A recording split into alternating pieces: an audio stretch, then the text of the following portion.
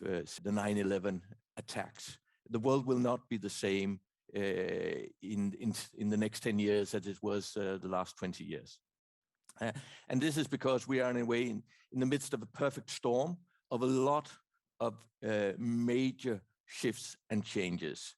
First of all, I should mention climate change. The incoming U.S. Chief of Defense, the new Biden Minister of Defense said very clearly, climate change, global warming is the biggest danger and challenge to us and to our societies. But of course, the answers to that challenge are not mainly military, or to a very limited extent military, and therefore we are not focusing that much on it in our analysis directly. But of course, the global warming, which is happening right now, it is dramatic. I was scared when we met with the expert from our Meteorological Institute, who told us, yes, the latest study from the UN panel, climate panel, that was the most conservative estimate of what's going on. Their assessment was that this is moving so dramatically, and we see it in Greenland, we see it in the Arctic region, but we also see it, unfortunately, in Africa. And the effects of climate change will, of course, be dramatic on the challenges that we already know from illegal migration, from radicalization, terrorism, as these countries come under enormous pressure. And it's not just Africa, it's also densely populated areas in low-lying lands in Bangladesh, in the Mekong Delta, that will be put under enormous pressure. And they will have to move. And where can they go? Many of them will migrate towards Europe. So what we've seen until now is just the tip of the iceberg. So that is one thing that we need to be very much aware of. Also because there's a tendency now that we focus on the challenges of Russia. This is what European defense will have to concentrate on. And that is, of course, true. But we cannot forget or unlearn what we know about providing stability in countries in the global south and in ensuring a better monitoring of Europe's borders. This is something which we will have to actually also provide more resources for in the future. At the same time, we see a dramatic change in and development of technologies. And of course, this has had very important effects on balance of powers over the years, the first tanks, the first machine guns, and so on. But what we see now is a number of what we call emerging and disruptive technologies, which are going to change the battlefield of the future. Ukraine will be the last major war between modern nations that will look like World War II when you see the images. Things like quantum computing, artificial intelligence, autonomous systems, all of these cyber, we all know, but the other technologies, we are only trying to grasp now what this will mean. But the experts we met have told us that, for instance, quantum computing could change actually the balance of power, because the first major country that can militarize this technology will get a huge advantage over the others. And of course, we're used to thinking that the West will always prevail in technology, but this we can no longer take for granted. In some of these technologies, the Chinese are ahead, and this is, of course, something that we are all looking into, and especially the Americans. Another important thing that's happening is that the rule-based international order that we used to know, that has been so important, especially for smaller countries like Denmark, the Kingdom of Denmark, it is not just eroding, it is gone. And it will not come back in the way we used to know it. And this goes both for the global institutions, the United Nations, the WTO, and for the European construct, the whole security architecture of Europe, which we tried actually to export to Asia. We said, look at this wonderful model we have here with the OSCE, with the Open Skies Treaty, with the INF Treaty, all of these instruments that ensured our stability, our security. They're gone, they're eroded. Russia has been kicked out of the Council of Europe. The Arctic Council have been put on hold. The OSCE has no meaningful role in dealing with Russia anymore in Europe. And of course, this is mainly because of the challenge from the authoritarian systems in China, Russia, and others. But we also have to recognize that the US also has its doubts. The US never ratified the International Law of the Seas, or the Convention on the Law of the Sea. It has worked against the International Criminal Court in The Hague. It dropped the Iran agreement. It has undermined the WTO under Trump. So it is not just coming from the bad side of the force or the dark side of the force. There are also on our side some who have less confidence in this. And anyway, like the Brits say in a similar white paper to the one that we're working on, we simply have to recognize that we cannot keep fighting to upkeep this construct, because it will no longer be possible. We will have to prepare ourselves to protect our interests in a world that is so different. And of course, this erosion of the rule-based international order also illustrates the dramatic shift in the global balance of power, from the West to the rest, in particular from the US to China. And this, of course, will define the future of the planet and of the global geopolitical situation. And this means that the United States is changing its strategic focus, shifting it to the Indo-Pacific.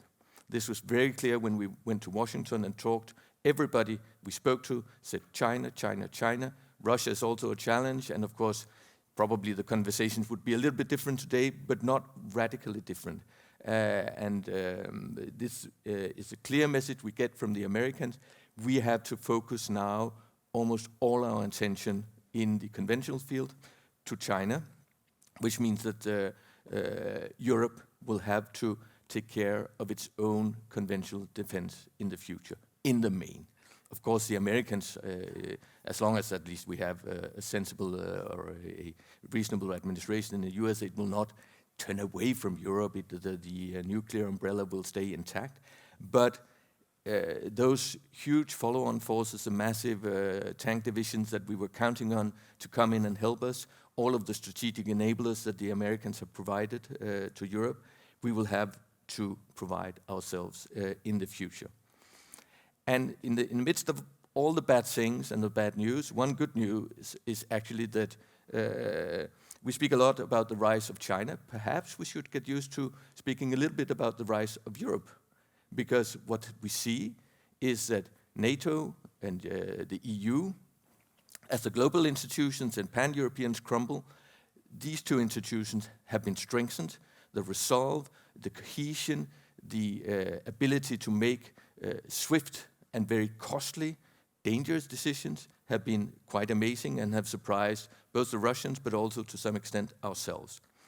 And we will see now a massive increase in Europe's defense capabilities.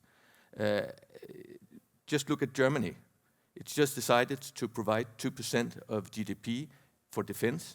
This means that the German defense budget will not just overtake France and the UK, but even Russia. Of course, it's always a little bit iffy how you measure the Russian military budget. It cannot be translated into dollars. But if you look at the C prefectures, this will mean that in their ranking, Germany would actually become number 3. Quite amazing. And this means that, of course, this will take time. You cannot just say, we want to spend 2% and then spend them. To get the equipment, to train the forces, to upgrade the personnel, it will take time. So, of course, We still need the Americans, as we also fortunately see in the present crisis. But looking ahead, Europe will be much better able to take care of its own security. And the strategic landscape may also change with the accession of Sweden and Finland to NATO. That's again a quite dramatic shift. Of course, they are in the West, they are part of the EU, but having them in NATO will of course change the strategic landscape and the balance of power in Europe. So where does this leave Russia? Of course, Russia will, after the war, it will be weaker, it will be poorer, it will have to take a lot of time to recuperate its forces.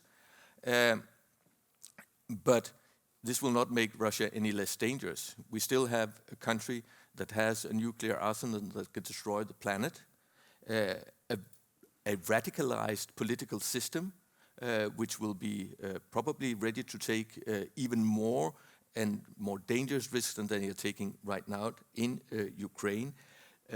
And of course, it's a country that has shown through its history enormous resilience. Just remember that in the first Battle of Kiev in 1941, the Russians lost more than 470,000 prisoners.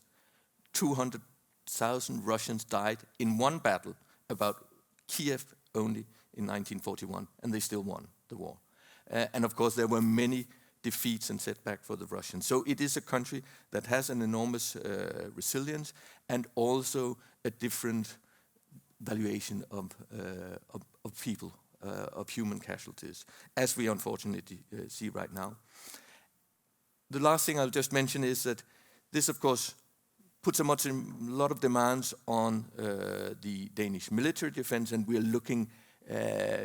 We are not going to prescribe exactly how the next defense spending agreement should look. We are already looking into a 10-year agreement because so much of the investment will be long-term. This is up to the Danish Defense, the Ministry of Defense, to come with a proposal. We are trying to describe what are the challenges, what are the kind of tasks that politicians are likely in the next 10, 15 years to ask of the military to fulfill. But another important aspect is the resilience of our societies, which have which are now faced with challenges which were unknown. Some we are already aware of, cyber and so on. But in a situation where whatever happens, we are in a hybrid war, not just with Russia, but also with China, using all of the instruments below the Article 5, below the use of military armed force.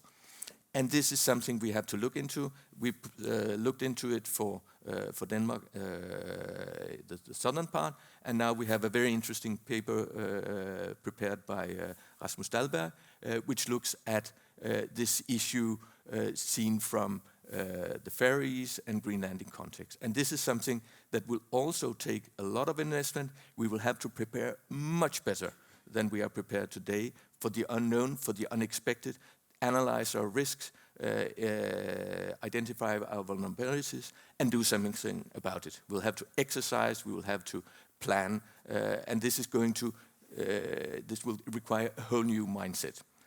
That's all for now. It was a little more than 10 minutes, but I hope it's okay. Thank you.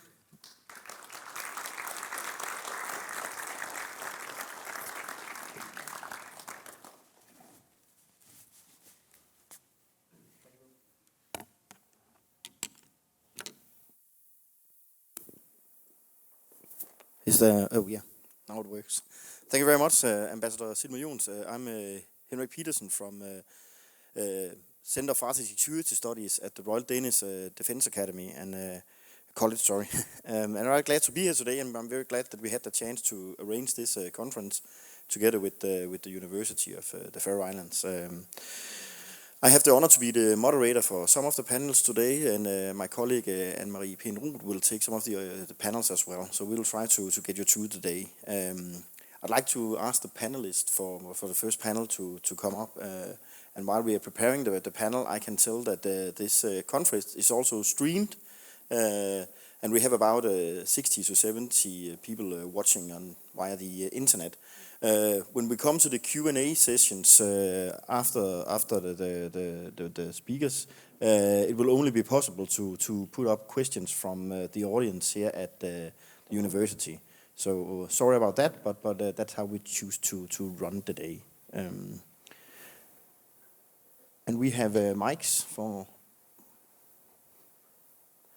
But while we get the speakers mic'd up, please allow me to introduce the first panel, which would focus upon the geostrategic significance of the North Atlantic with regard to the strategic development that Ambassador Jons talked about before. And the world is changing. When we started to plan this conference, the war in Ukraine haven't started, so we had to switch the focus a little, because of course the conflict in Ukraine has a serious impact in this region as well. Each panelist in this panel will have about 10 minutes to give a note, and then we will take questions from the audience. And I would like to shortly introduce the panel. First, we have Caroline Kennedy Price, Professor of War Studies at the Lágspenningi University. Then we have Bjørn Bjørnason from Iceland, Minister of Justice and Culture, who also made the report for the Nordic Council about Nordic foreign and security policy back in 2020. And then we have Lynn Alexandra Mortensgaard from Center for Military Studies at the University of Copenhagen, who will end the panel. So please, Caroline, the word is yours. Shall I come here or the? Oh, okay, thank you. Which do you want? Okay. You'd like me there. Thank you. I'm very delighted to be here, and I'd like to thank the organisers and the University of the Faroe Islands for this exceptional opportunity.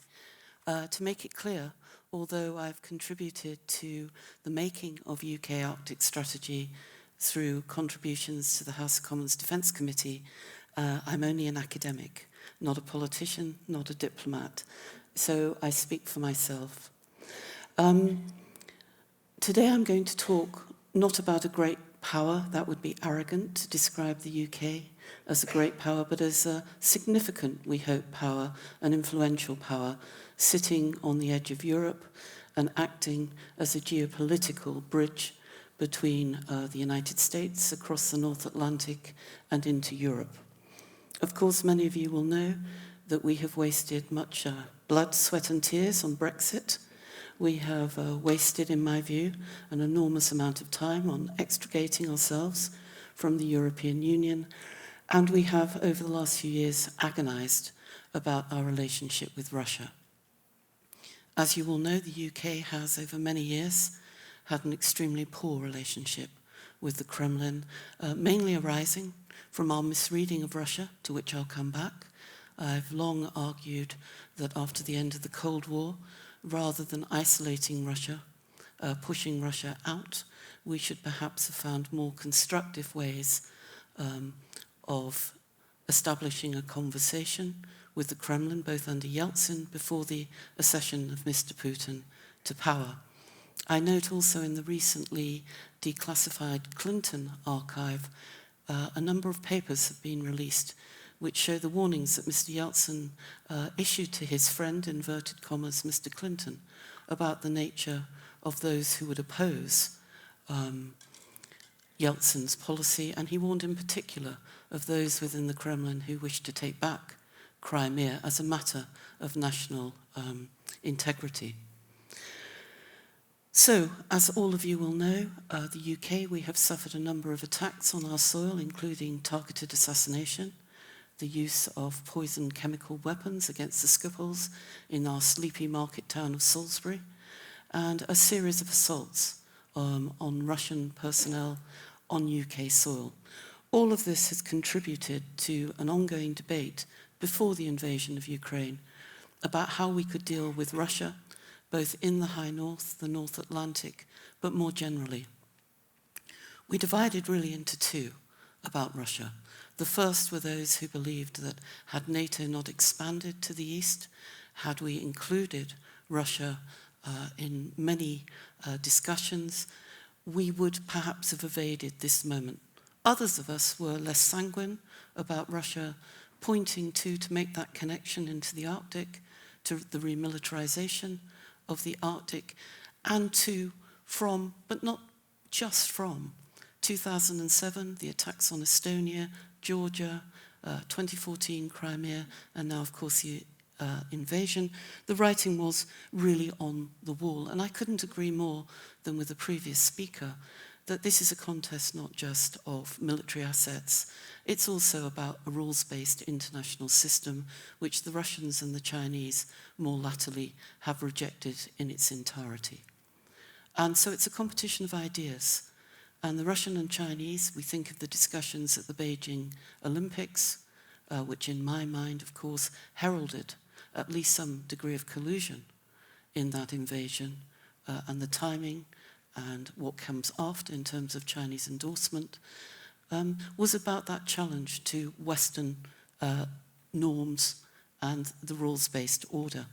And here, of course, there is a big debate about how values sit within organizations and international organizations, whether there is in fact room for different opinions and different ways. The UK, of course, published its much-awaited, after 4 years, strategy. It was the MOD, the UK's defence contribution in the High North, only last month. This was eagerly anticipated, and it was rushed out precisely because, in my view, of the invasion of Ukraine. The strapline is to protect national interests and defend Arctic allies and partners through a patchwork of bilateral and multilateral relationships.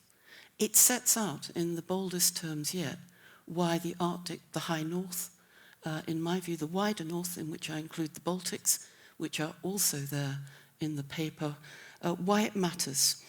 And this really signifies quite a shift for the UK in the sense, if you look at earlier iterations of Arctic strategy, there was a sensitivity. We are not an Arctic state. We may not even be an Arctic stakeholder, but we certainly regard ourselves as an interested party. That paper underscores for the North Atlantic the importance of undersea cables and infrastructure. Lying underneath that is our reliance on energy imports, and of course maritime trade and freedom of the seas. Alongside that rhetoric, there has also been a creeping but significant investment in our military capabilities. Rhetoric is one thing, but we also now have enhanced capabilities to help our friends and allies in the High North. The Royal Marines, maritime patrol aircraft, carrier strike groups, and in the future, anti-submarine warfare frigates. All of this adds up to some of the largest defence spending that the UK has seen in recent years. This is a shift and an articulation away from the 2010 Strategic Defence Review, in which we were very conservative in our view of the Arctic. We concentrated in that iteration on science, on thought leadership, and on cultural politics. But of course, in the years in between 2010, under the Conservative government, particularly then Defence Secretary Liam Fox, we have seen the building, of course, of the JEF, the Joint Expeditionary Force, and most notably and recently, the Littoral Response Group North. We have a Littoral Response Group South, but Littoral Response Group North is tasked to the North Atlantic, the Arctic, and the broader, if you like, High North. Alongside this, of course, we have extensive investment in air power, in RAF Lossiemouth, and in particular in the P8As.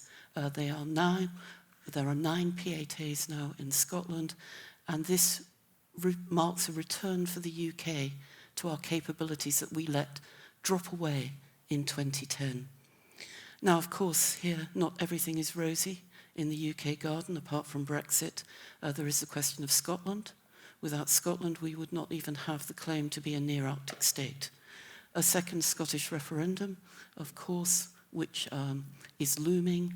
would mean that England, Westminster, would be required to remove our nuclear assets from Scotland. That is quite clear.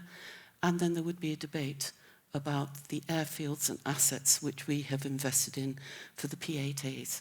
My own view, off the record, is that I think whatever the Scottish Nationalist Party, who must be respected, say, there is also a keen awareness of the economic subvention into Scotland, particularly on defence issues and employment, which would make any move away extremely problematic. Also, of course, what Brexit called into, if we're talking about the North Atlantic, something we didn't even talk about at the time, and that is Northern Ireland and its strategic position, its bases across the North Atlantic. It proved absolutely indispensable in World War II, where US troops were stationed in Northern Ireland, and it's worth noting, of course, that Northern Ireland did not vote for Brexit. It's too early to speak of a breakup of the United Kingdom, far too early, but we do have serious concerns about the fragility. But here I would note something that might inform our later discussions. The one thing that holds the United Kingdom of Great Britain and Northern Ireland together, and note that, is that the one common institution is defence, and that links all parts of the United Kingdom and Northern Ireland. And so defence, in my mind, in a period of devolution, is an extremely interesting glue and cement that holds us together. To stop, or to come to the end of my few minutes, the Defence Arctic Strategy, as articulated by the Defence Secretary last month, is of course predominantly about Russia. The Integrated Defence Review last year talked about a tilt to the Indo-Pacific, and we went along with our special friends, the United States, in talking about a tilt to the Pacific. But there are two things here. What Ukraine has shows very clearly is that our primary defence interests lie in the North Atlantic with our friends in the high and the wider north. I think that tilt to the Pacific has been, despite the littoral response group south, which is tasked to the Mediterranean and the south, that comes very much, in my view, second best. In quiet conversations, although we have to talk about the tilt to the Pacific, we're very, very inclined to look to our interests offshore Europe and to the north. The other point here, of course, is the Commonwealth. Those of you will know that traditionally the UK has rested as a great power on the resources of the Commonwealth. It's quite clear, the writing is on the wall, that the Commonwealth no longer wants us. That was made entirely clear on the latest royal tour of some of the Commonwealth states. And so that adjustment will also, in my view, mean that historically the United Kingdom will concentrate much closer to its geostrategic pivot in Europe. The Integrated Defence Review did place Russia and China at the heart of our concerns. And increasingly, we've come to recognise that perhaps what we have got wrong over the last few years is pushing Russia and China closer together. Sanctions post-2014, the general demeanour towards the threat of China, has meant that we have created a different balance of power globally. Not on our own, of course, that would be presumptuous. But I do think that with the return of visceral war in the Ukraine, and I think the ambassador made it quite clear, this is an old-fashioned, visceral type of combat, the like of which we didn't think we'd see in Europe. We were prepared for a virtual high-tech war. This war is urban warfare at perhaps its worst, telling us something about the way the Russians are prepared to fight, take casualties, inflict civilian casualties, and that cannot go unpunished and unnoticed. But come back to the Arctic. The pause in the business of the Arctic Council is probably necessary. It's probably necessary to signal to Russia. But when this war is over, it might yet prove more durable than we think. Mr. Putin can't live forever. We do have to find a way of accommodating Russia, whether through trade, through energy, or through trying to shape the next generation of politicians. So the UK will have, we hope, an influential part in that. But we can only do that with our friends, allies and partners within NATO and those friends of NATO. So I'll stop there and say thank you.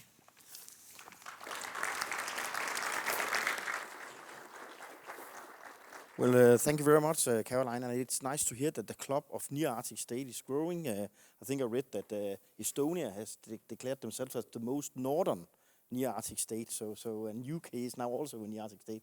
I'd like to introduce the next speaker, Bjørn Bjørnesen. Please, sir, the word is yours. Thank you.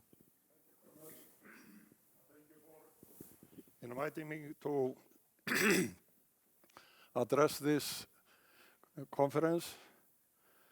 It might be said that for some 25 years, until 2016, the High North and the North Atlantic region were not regarded as a space of special concern by NATO. We felt this in Iceland in 2006 by the closure of the American naval base in Keflavik. In a communique of the NATO summit in Warsaw in July 2016, it is however stated that in the North Atlantic, as elsewhere, the alliance will be ready to deter and defend against any potential threats, including against sea lines of communication and maritime approaches of NATO territory. In this context, NATO will further strengthen its maritime posture and comprehensive situational awareness. This new military posture is still being developed. We have noticed it in Iceland with new infrastructure at Keflavik and increased activity both of maritime surveillance aircraft and Air Force fighters and bombers. In the communique of the NATO summit in Brussels in June 2021, the High North is mentioned for the first time and stated that NATO will continue to undertake necessary, calibrated and coordinated activities in support of the alliance's security interests. The aim is to strengthen cooperation with relevant and like-minded partners in the interests of NATO's agreed deterrence and defense objectives.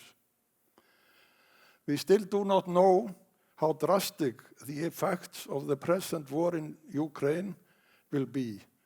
In the North Atlantic, there is bound to be more NATO awareness and presence. The question remains, however, if NATO is going to draw and implement special defense plans for the High North. The Norwegian Sea and the GI-UK gap are the only maritime areas from the polar region to the high seas.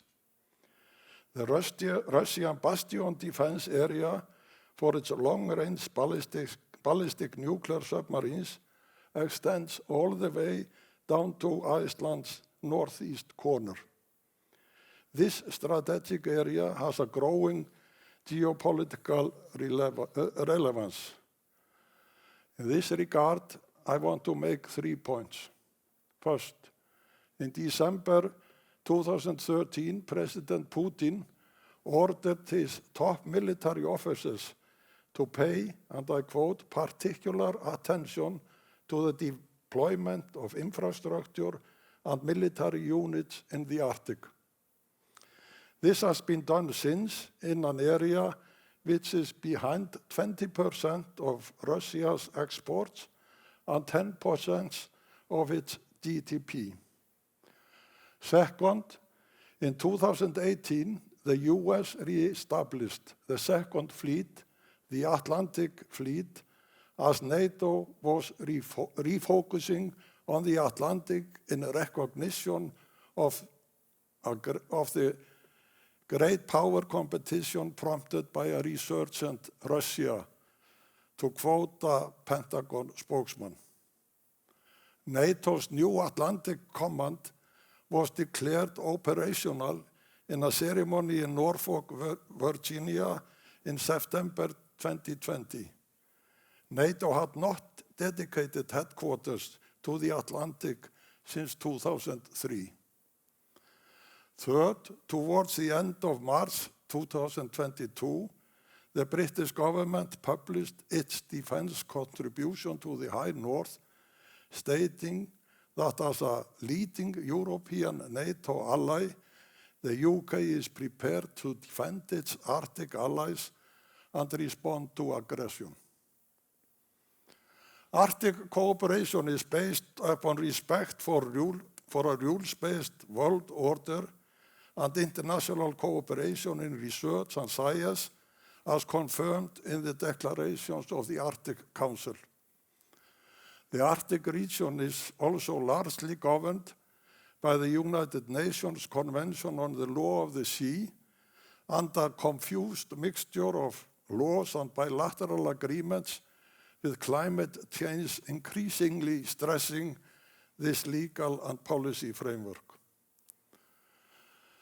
To look at the Arctic as a low-tension area may be wishful thinking with reference to the war in Ukraine, where international laws have been broken and the aggressor thought he might have a free hand, as NATO had no defense plans or obligations for a non-member nation.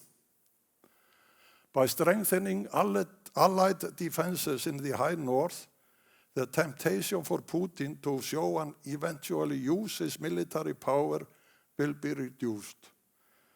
NATO has to show a clear intent in the North. Increased export of US liquid natural gas to reduce European dependence on Russian gas calls for more NATO surveillance on the North Atlantic shipping lines. Iceland has, for over 70 years, since 1951, had a bilateral defense agreement with the US. Until 2006, there was a permanent US military presence at Keflavik with up to 5,000 personnel stationed there. After 2006, the Icelandic Coast Guard, a civilian institution, is responsible for operational tasks in Iceland, providing host nation support to rotating military units using the so-called NATO security zone at Keflavik Airport. The Coast Guard also runs Iceland's air defense systems, its remote and communication sites, which are an integral part of NATO integrated air and missile defense system. Since 2008, rotating units of interceptors performing NATO air policing have operated from Iceland. P-8A maritime patrol aircraft are now almost constantly located at Keflavik, and the UK is willing to deploy its RC-135W aircraft to support Icelandic air policing on an opportune basis. In the autumn of 2018, the Trident Juncture NATO exercise started in Iceland, and this week and the next, the periodic exercise Northern Viking 2022 takes place in Iceland and surrounding waters. Its main purpose is to practice the defense of the sea routes around Iceland and important security infrastructure, as well as search and rescue operations at sea and on land. Just over 700 participants are expected to take part in the exercise in Iceland, around half of whom will be situated at Keflavik. Naval vessels, amongst them the new British aircraft carrier HMS Prince of Wales, are visiting Reykjavik Harbour during the exercise.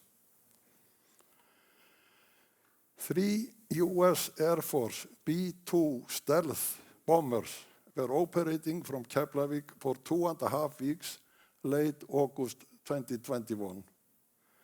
They trained with US and British fighter jets over the North Sea and also with Norwegian F-35s. This was the first time the B-2 operated continuously from Iceland. B-2s first visited Iceland in September 2019, but that was just a refueling stop as they then operated out of Great Britain. The US Air Force labeled the deployment of the B-2s to Iceland as a historic deployment. Let me at the end highlight that none of this has created any problems in Icelandic politics. We realize that we must stand by our NATO obligations, taking into consideration geostrategic facts. Thank you.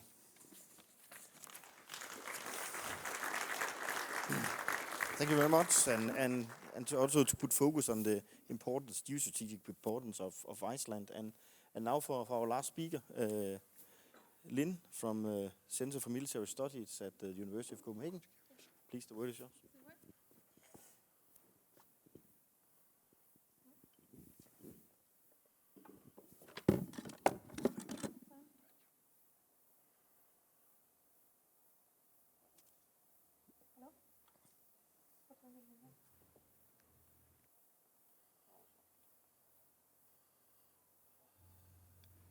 Hello? Perfect. And my slides are there.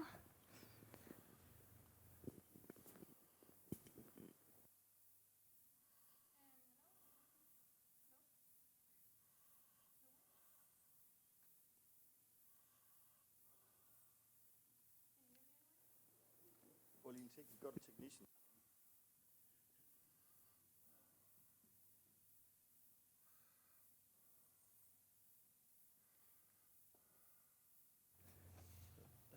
Does it work? Yeah. Good.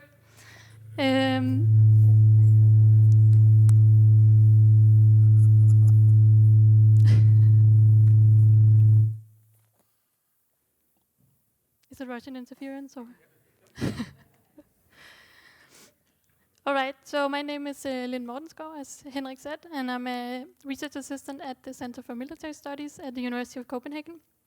And I will be talking today about the analysis that I wrote with senior researcher Christian Søby Christensen for the Silma Analysis Group, with the short title, Foreign and Security Policy Developments in the North Atlantic and Arctic Between Conflict and Cooperation Towards 2035.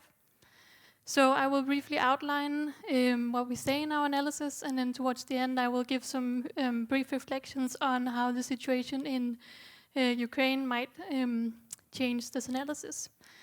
So our paper is in two parts. The first is, we can skip one. Thank you. The first part is, in the first part we outline 5 current agendas in foreign security and defense politics in the Arctic and North Atlantic.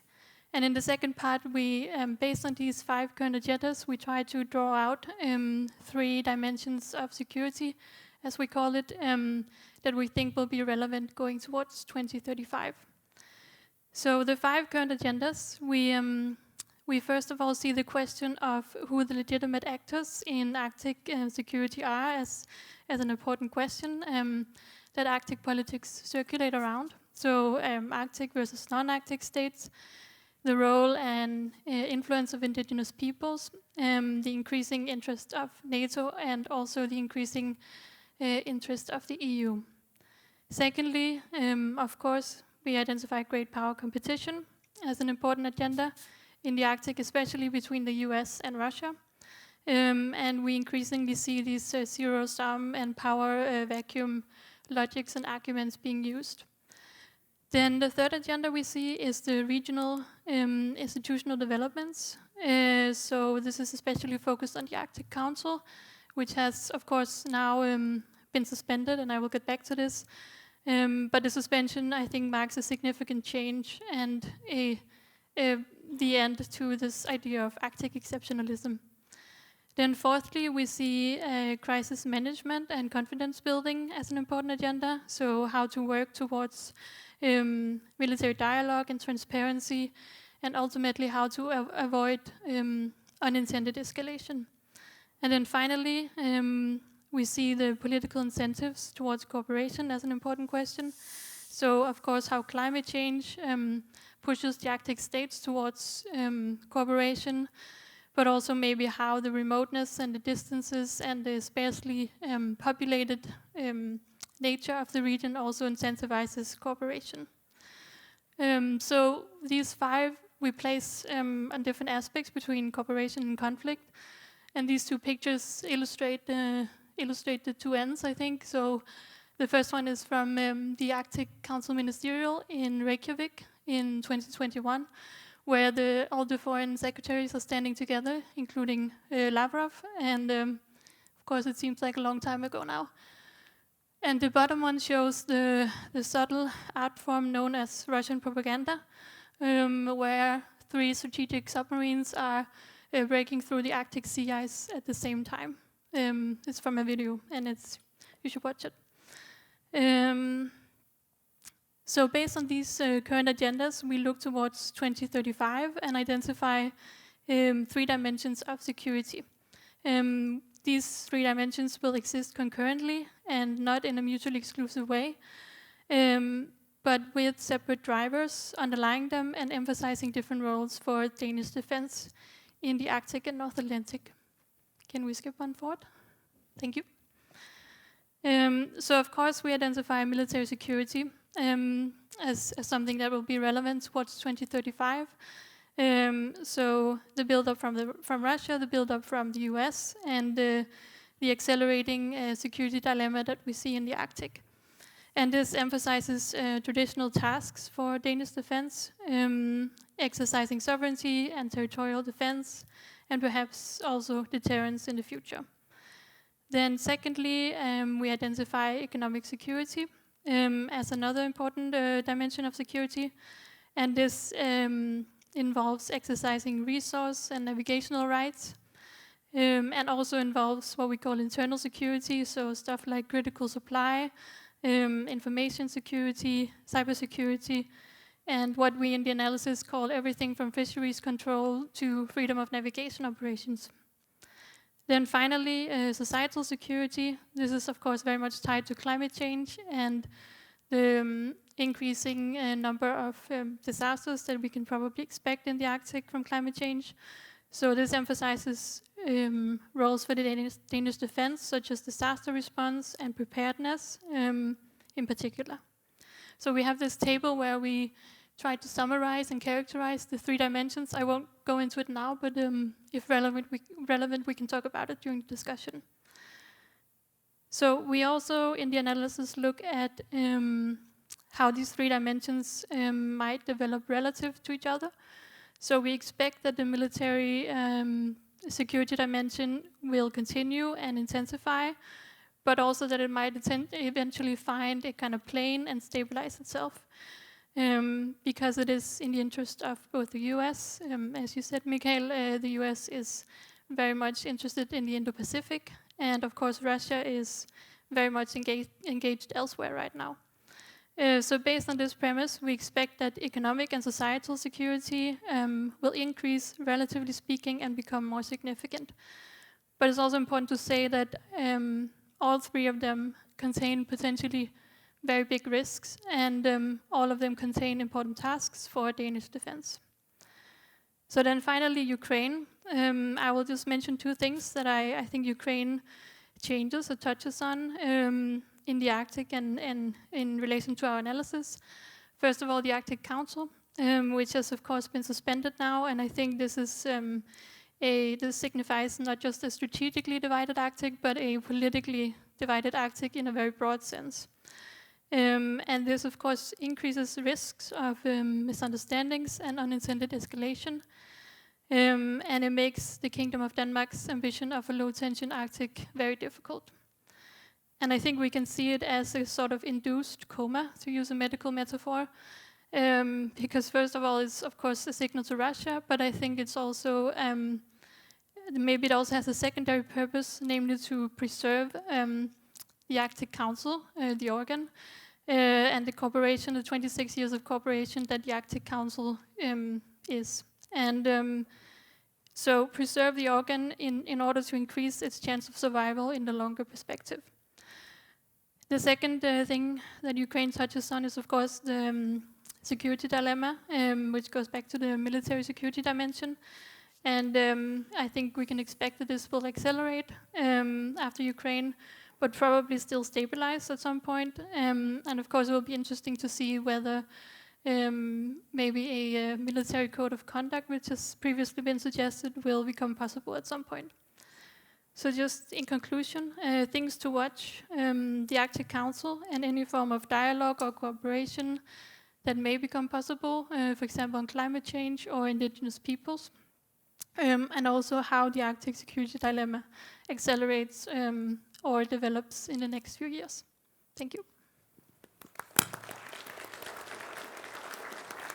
Thank you very much, and thank you very much to all of you for very interesting points. Now we open up for question and answers, and when you have the mic, please introduce yourself shortly, and I think we will take a couple of questions, and then let the panel ask. So do we have any questions from the audience? We have only the first one over here. Yes, thank you very much. Thank you very much for very interesting speeches. I'm Sjúrður Skóli. I'm a Faroese politician from the Social Democratic Party. The lady from Britain, I forgot your name, sorry. Caroline, yeah. You talked about we have to find ways to get along with Russia after the war. We have to find new relations, build up new relations after the war. Until now, until this point in history, the general wisdom has been the more you trade, the more you reduce the risk of conflict between countries. This is how we in the Faroe Islands have defended our heavy trade with Russia during the last years. And it's been accepted by NATO officials and EU officials and so on. This is a good thing to avoid the conflict over Ukraine to spill over into the Arctic. Now the wisdom has changed. We're cutting off as many ties with Russia as we can. Hundreds and hundreds of companies are pulling out of Russia. What is there left after the war to build the new relations on? Is it possible maybe that we're doing a big mistake in a state of shock? Because the assets that are left in Russia by all these companies are taken over by the Russian state, by Chinese investors, by internal Russian investors, and it's going to be difficult to build up new relations after the war. Is it possible that we're doing maybe a mistake? Thank you, and we'll grab one more. Yes, Esben Larsen from the Royal Danish Defence College. I noticed that Mr. Bjarnason mentioned NATO all the time, but Professor Kennedy Pipes, you didn't mention NATO at all. You mentioned bilateral agreements in the Arctic area and in the near Arctic area, and you mentioned the JEF, which is a very prestigious UK project. So has Brexit turned the UK into the new France? Thank you. And Caroline, should you open? So to begin, it's quite clear in the Integrated Defence Review that NATO, particularly after Brexit, remains our indispensable, if you like, military architecture.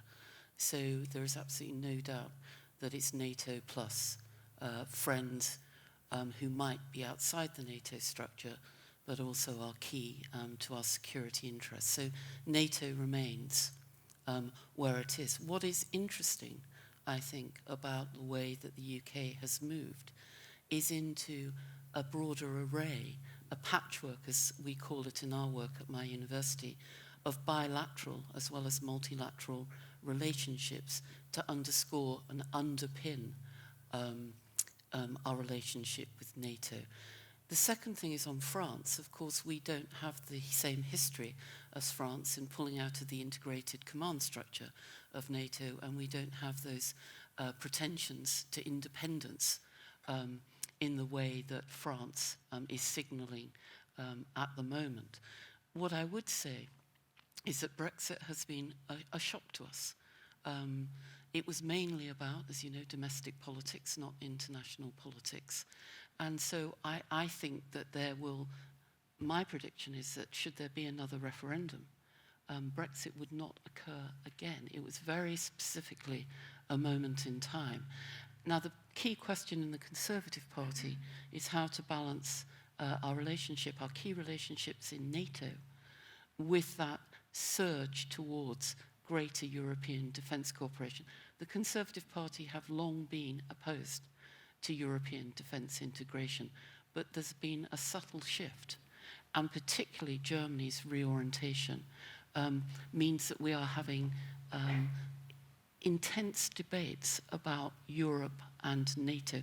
But in terms of the primary declared policy, it is NATO. There's absolutely no doubt about that. And any comments for the first question regarding... So this is, if I had the answer, I'd be a wealthy woman. I'm sure I would be, Secretary of State. My take is that looking at the 1990s and that interregnum after the collapse of the Soviet Union, I think there are many lessons to be learnt there about how we marginalized Russia, how we discounted Russia, its geopolitics and its place in European and Eurasian politics. How do we, as we tried in the 1980s, how do we make sure that we can negotiate with Russia? I mean, take the Arctic Council. It's not the Arctic Council without Russia.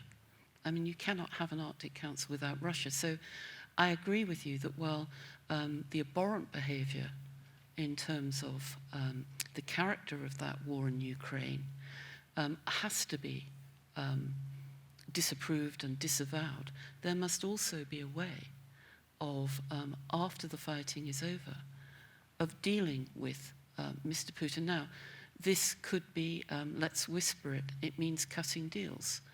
Most imperial powers know about partitions, know about movements of people, know about what has to be done. We started by saying peace in our time, Chamberlain appeasement, which in its own day was a diplomatic strategy, not an ignominy as it has become. So how do we think about Russia and drawing the more moderate forces post-Putin into a defence arrangement? Now, it might be a very grand thing, but I'm pretty certain that this war will end with an armistice and not a surrender.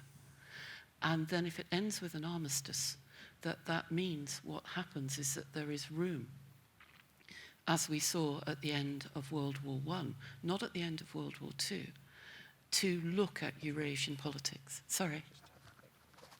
Thank you.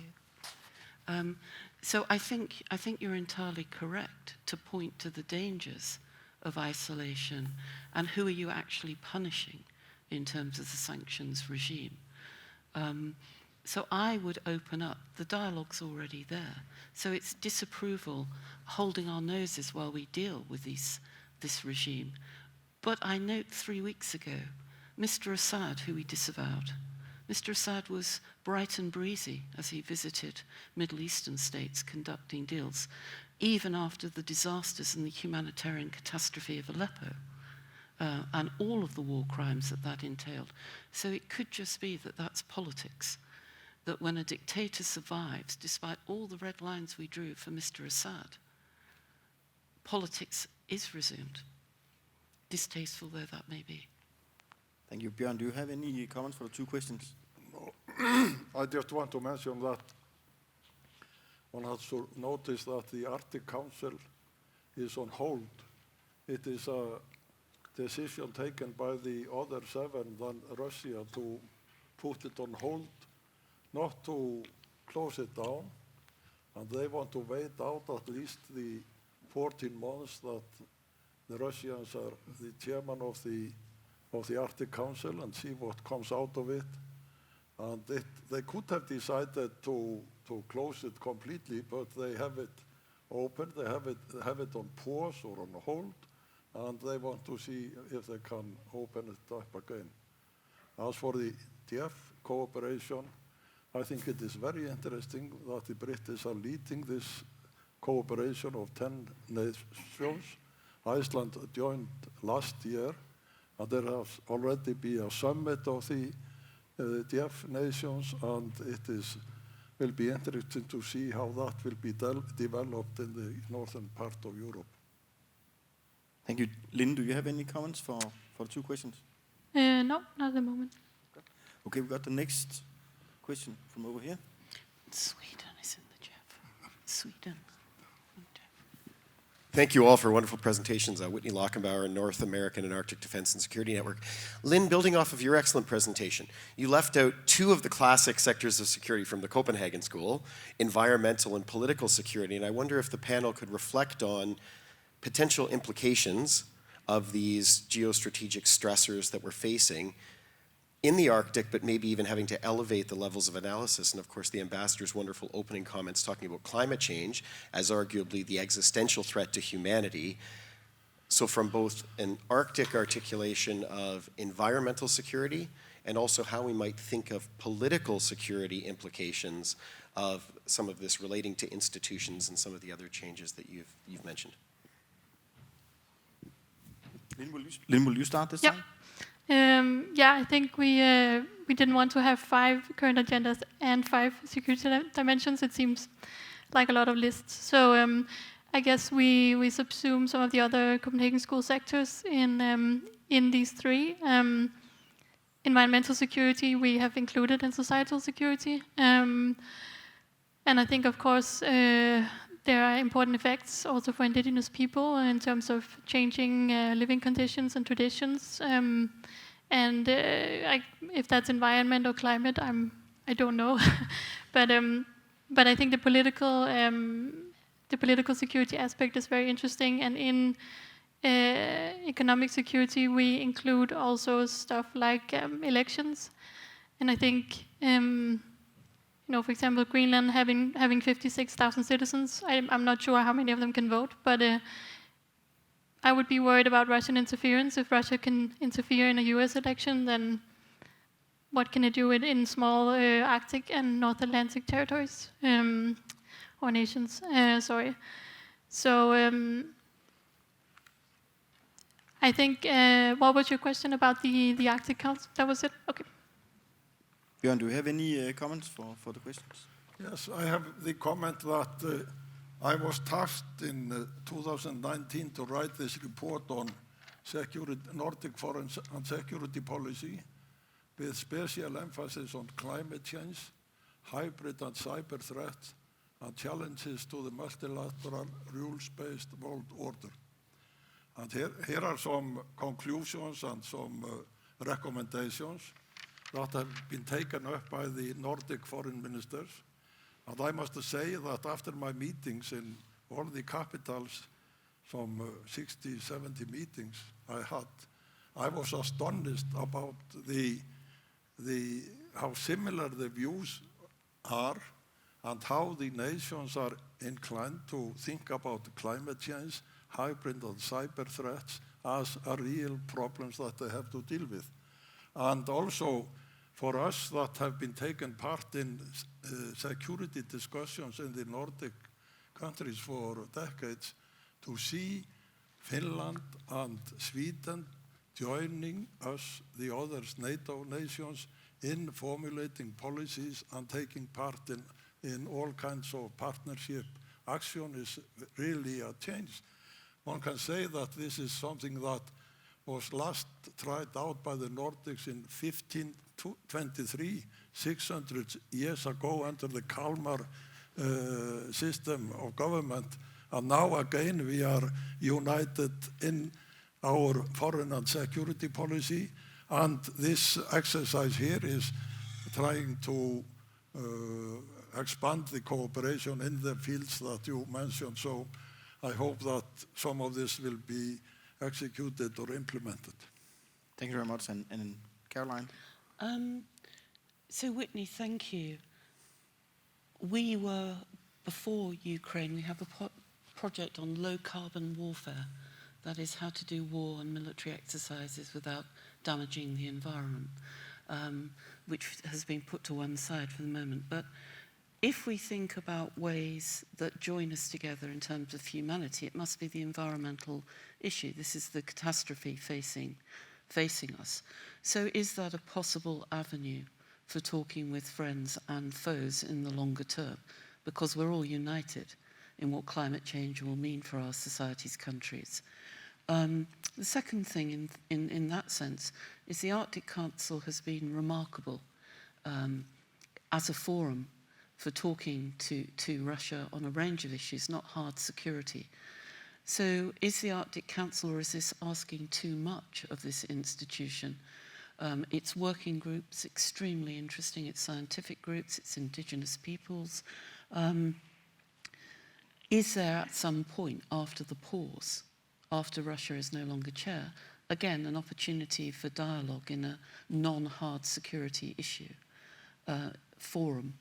And the Arctic Council has been so successful in that sense.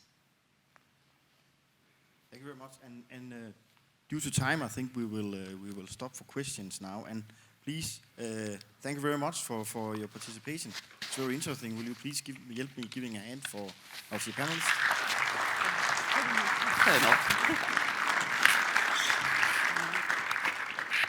We will now take a short coffee break before we will start panel number 2. So please be back 11:30. Thank you very much.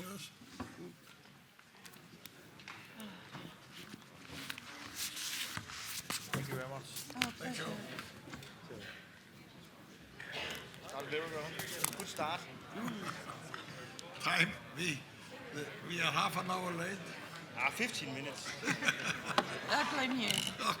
And you know, that's the worst thing that can happen to an officer. Yeah. Be late. You know, I bet you're going up there. You should have been throwing things. I practiced mine in front of the mirror for See, 10 I minutes, but I think- don't know if I made it. I think Jeff.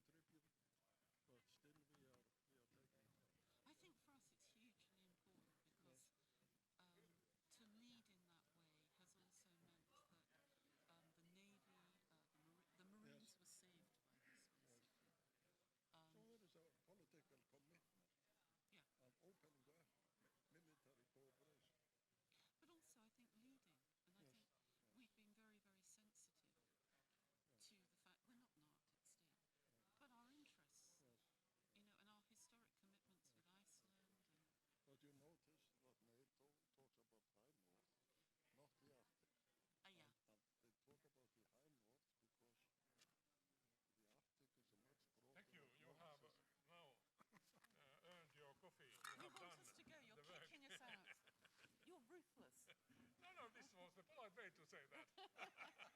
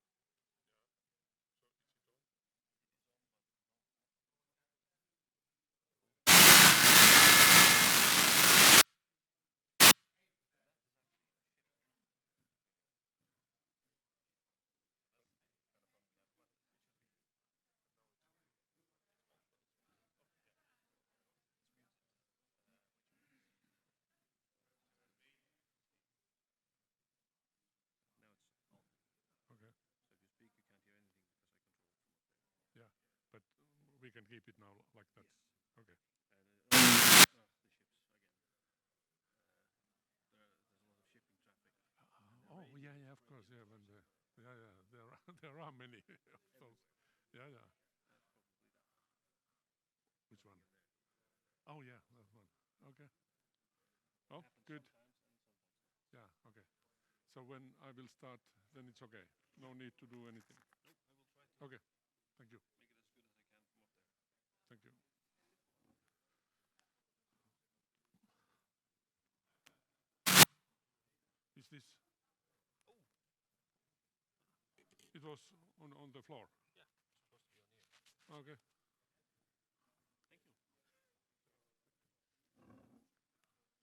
you.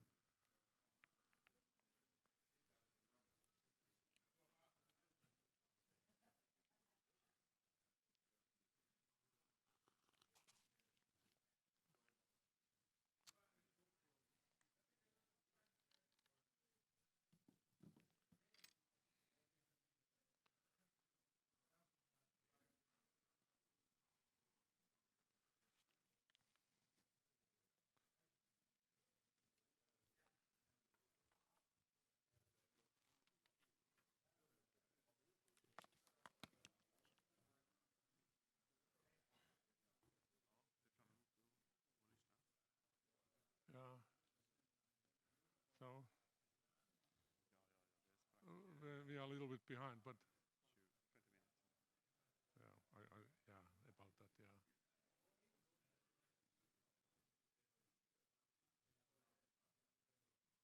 a date for NATO application in Sweden. It's What do you mean? Date for?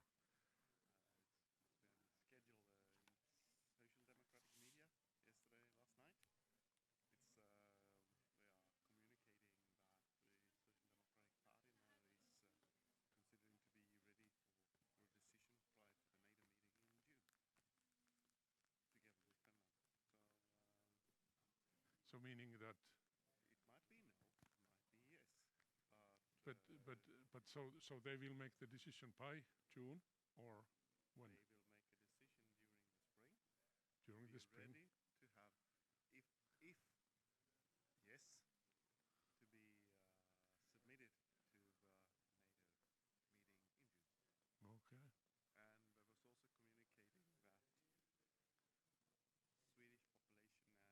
now is supporting NATO if Finland wants to join.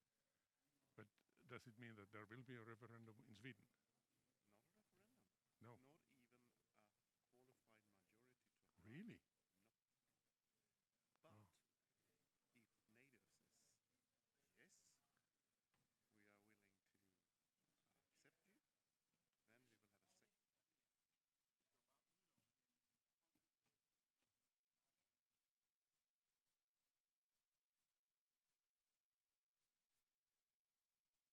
yes, we are willing to accept you, then we will have a second.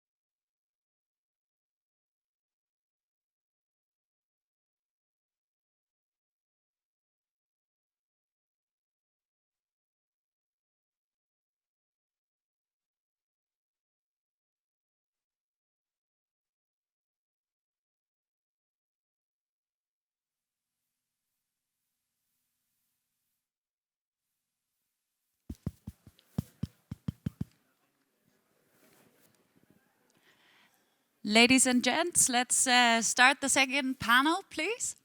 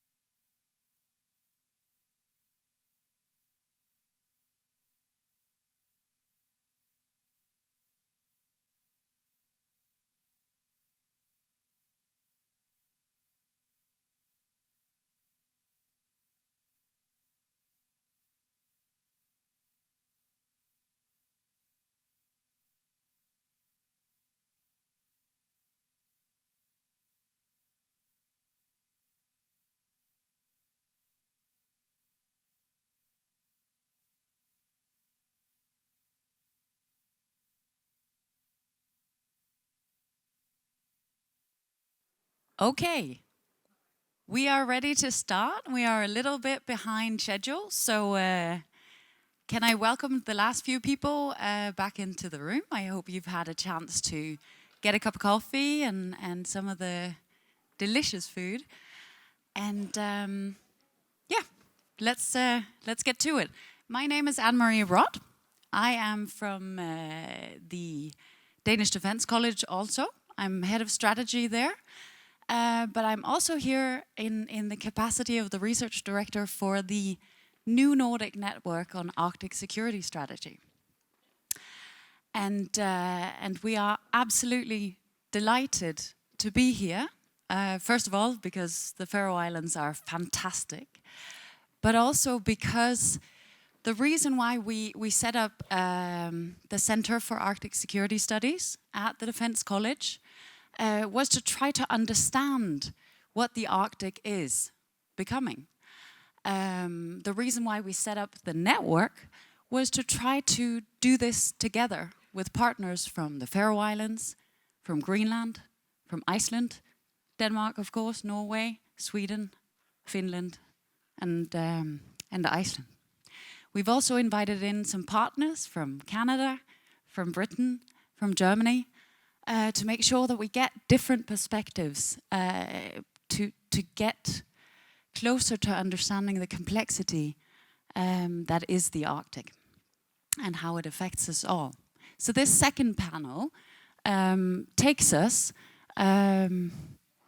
to the North Atlantic region and will examine the challenges but also opportunities that small states and non-sovereign territories in this region have in that new geopolitical reality that we started off discussing. We have two speakers, Jeppe Strandsbjerg, who is from the Center for Arctic Security Studies at the Danish Defence College, but based in Greenland. And we have Lassi Heininen, who, amongst other things, publishes the Arctic Yearbook every year. So it will be an interesting panel, and therefore don't let me take any more time. Jeppe, the floor is yours. Oh, thank you. Can you hear me? Silence, that means yes. Okay. Thank you, and thank you for the kind introduction, and thank you for organizers and colleagues and audience. It's a pleasure and an honor, I believe, to be speaking here today. I'm also glad that I speak before you, Lassi, because otherwise I would be humbled. So now I'm just going through this very quickly and then get to Lassie's point because I really look forward to that. No, I try to speak normally. As Anne-Marie said, I'm associate professor at the Royal Danish Defence College, but I'm also working out of, associated with a research center called NACIFIC, the Center for Foreign Policy and Security, at the the University of Greenland. So that's where I'm based.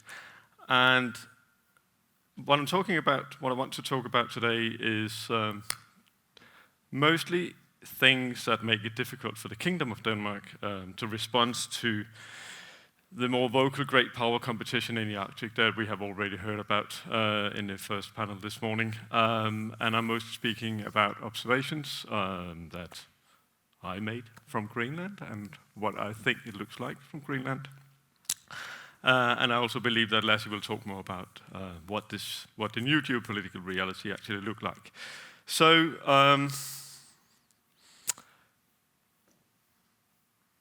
I will leave this sort of overall picture aside, except just making a few notes, and that is, when we talk about threats and opportunities, when I looked at the title, I couldn't help but think that, in a sense, the increased militarization and rivalry is just plainly a bad thing for small Arctic countries.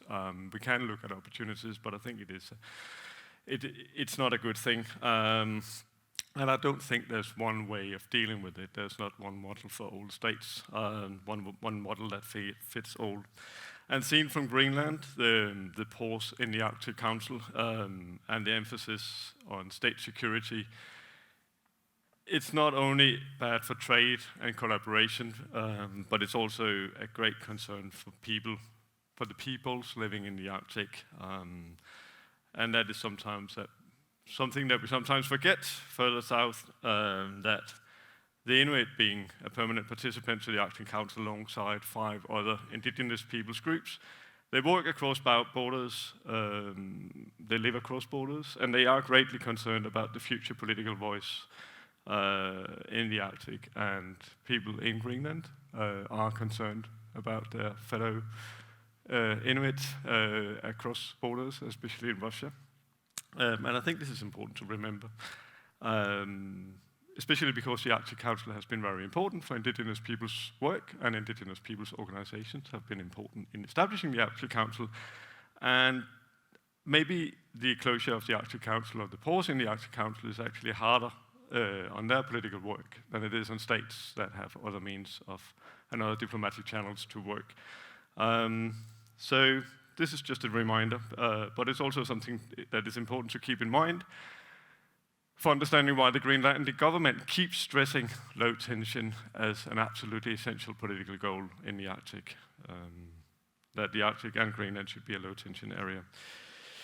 And another thing that is important when talking about security and talking about Greenland especially is that, and I made a similar point a few weeks ago, is that for many people living in the Arctic, security is not always seen as being for people living in the Arctic. In Greenland, security issues has often been seen as decisions been taken by people far away for people living far away. The Thule Air Base was not for Greenland. The Dew Line was not for Inuit, other people living in the Canadian North. It was for mainland North America. And at the same time, these decisions have been obstructive. They have been having bad negative consequences for people living there. So, and this is, again, just important to remember that there is a troubled historical legacy when talking about security in the Arctic, to understand the political dynamics here. So, here we are. Because of... how am I for time? How long did I spend now? Huh? I know, but anyway. So, we have Greenland on the one side, talking about wishing low tension, no militarization, and having a troubled history with security politics. And then we have Denmark, that also say that their goal is low tension and a collaborative Arctic. But at the same time, Denmark has stressed the close alliance and partnership with the US and is, as we know, under significant pressure to increase defense spending and development of surveillance and anti-submarine capacities to be deployed in the Arctic and other things. There was a new government announced in Greenland when I was on the way down here. That came very suddenly the day I traveled here. The leading party, Inuit Ataqatigiit, reconstituted the government now and are now in coalition with the previous main opposition party, Siumut. The previous government, that was in place until 3 days ago, quite famously had a stated goal of demilitarization, or at least a rejection of a militarization of Greenland. And that, of course, lies in the face of increased defense spending. How the current government, the new government, that is 3 days old, will define its position in military security remains to be seen. But in a general statement they made the other day, they said that the low tension is still very important for Greenland. The question is, how do you reconcile these differences in face of the grave challenges that we all face, that we discussed in the first panel? How do we find a common security policy? So far, we haven't done so well. Most of you will be familiar with the Arctic Capability Package that was announced around a year ago by the Danish Ministry of Defense. It was met with severe criticism both here in the Faroe Islands and for a while entirely dismissed by the now previous Greenlandic government. And it appears to me that much of the resistance, frustration, and anger that comes from both the Faroe Islands and from Greenland is not so much, or not only, it's also about the substance, but not only about the substance. Even if the 3 countries in the kingdom disagree on the appropriate level of military presence. But it seems very much to be a question of the decision-making process and the disagreement on how to reach legitimate decisions. And I think in Greenland there is a widespread sense that Denmark for a while, again for a long time, has been using security to maintain control over areas that Greenland like to control. In 2009, Greenland achieved self-governance, self-rule, and one of the key things in this agreement was that they obtained right to the underground to develop mineral resources. The first law they passed was a law on mineral resources, striving to establish a large-scale mining industry. 3 years later, the Danish government came in and said, no, you can't mine uranium, for example. That is a security issue. That ended up in really sort of bitter discussions and a legal dispute where Greenland employed one of the leading constitutional lawyers in Denmark to write a report that supported the Greenlandic claim. So there's a frustration with things that were supposed to be of benefit, or something that was supposed to be market-based, something you can make money on, suddenly becoming security issues. And the same goes for airports. Infrastructure suddenly become critical infrastructure. And Denmark has to have a say.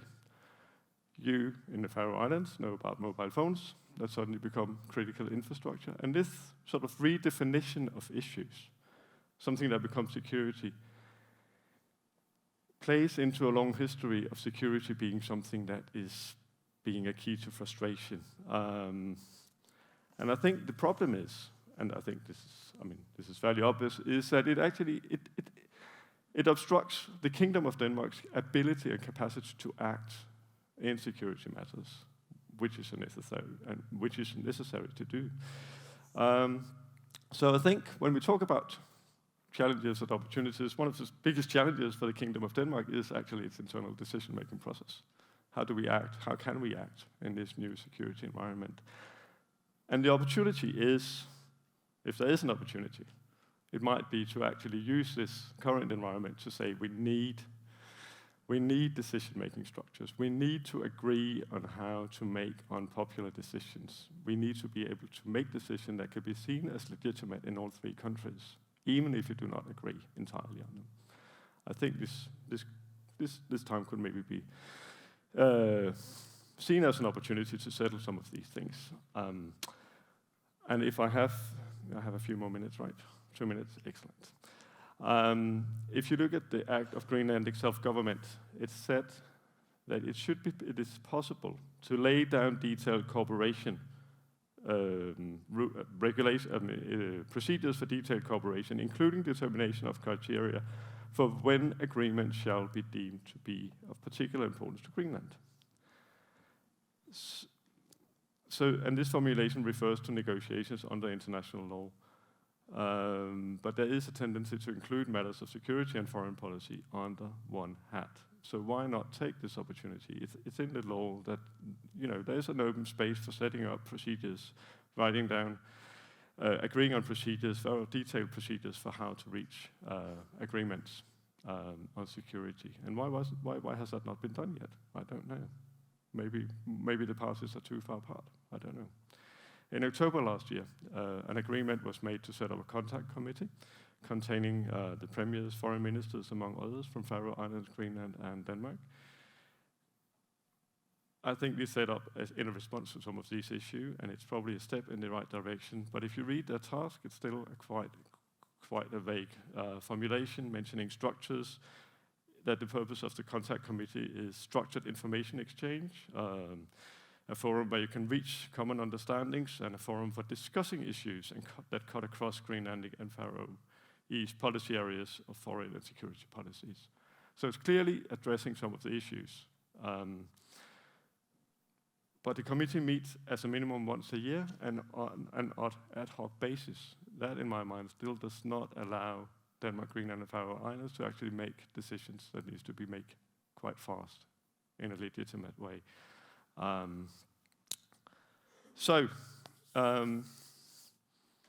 As I say, maybe this current situation should be an opportunity to move closer to an understanding, at least, of what it requires to make these decisions and act as a security actor in the Arctic.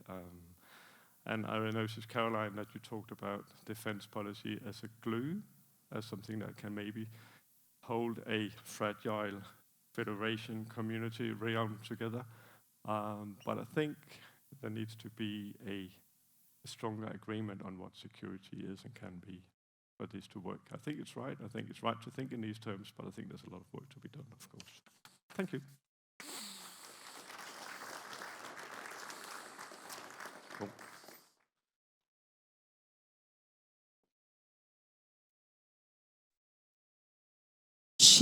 Oh, now you can hear me. Thank you, Jeve. Third time lucky. Lassie, we look forward to hearing your talk. Thank you, Ms. Moderator. It's my great pleasure to be here. Thank you for the organizers, the new Nordic network, and first of all, in particular, the Faroe Islands University inviting me. I have faced here a big snowstorm yesterday, and now the sun is shining. So all the nice aspects of spring.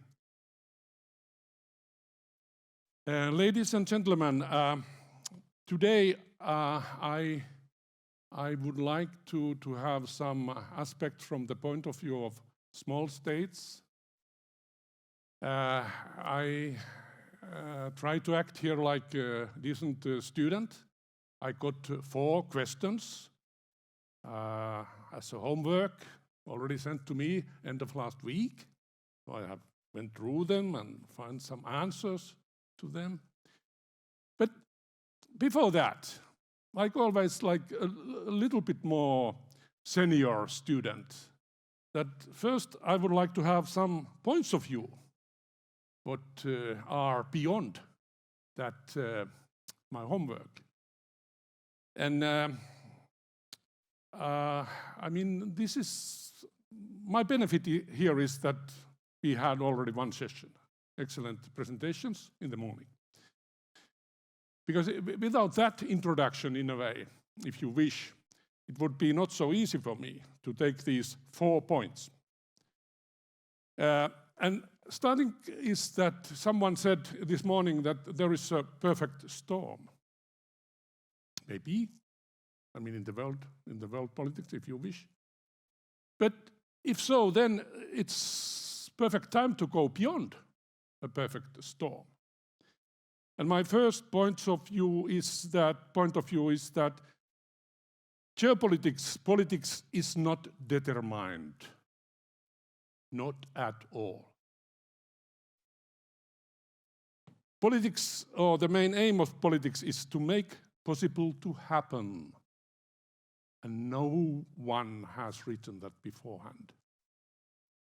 So you live in the current situation, you live in that context, you live your life there. And that's why.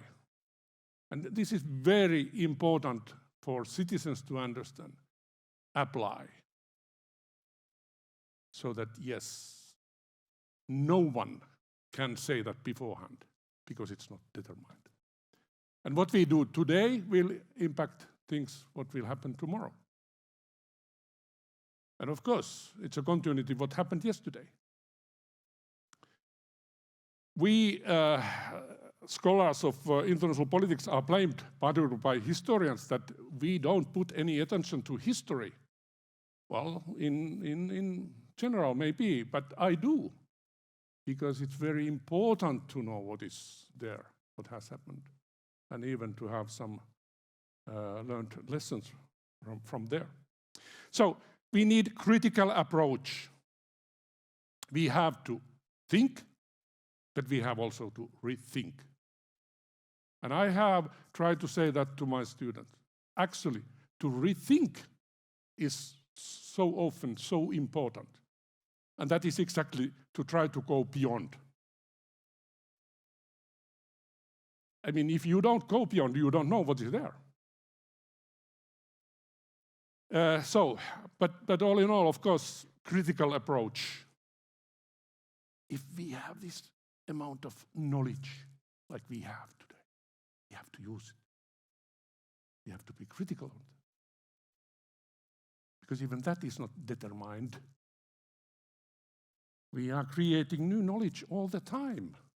But we cannot do that if we are not critical toward what we have now. My second point of view is security. And like we discussed earlier, so that what is security, how you define security. And here again, security should be redefined. We heard this morning that there are 5 points of security, or the Copenhagen School, and then the report had 3 of those. But my critical comment is that why? Why they are separated? Why 5 or 3? And why not 4 and 6? Because I mean, it's artificial. It's easier when we have, here is economic security, here is environmental security, here is political security, here is military security. When in the real life, they are one. And that's why there is one discourse saying comprehensive security. So there you have all. It's much more challenging, of course. Who said that it's going to be easy? But it's the only way how we can do that. Because of new premises of security, because we need a paradigm shift of security. To me, this might sound like a provocation, but to me, IPCC is more important from the point of view of security than NATO is. And they said, we don't have time.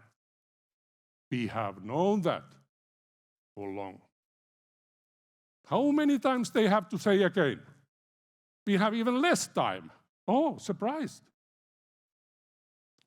Because we don't take that like that. We don't understand. We don't apply what they are trying to say. And they don't even use the concept of comprehensive security, but that's what they mean. So, who are the actors of security? That's actually the most important question. Elites or people? I would like to have my own everyday security as a citizen, because I think that I own it. I have a right for that. Okay, so the third point is uncertainty, uncertain times, uncertainties. And this is now where we come. What is a new geopolitical reality? It has been mentioned today, but I have not heard any definition. What is that new geopolitical reality?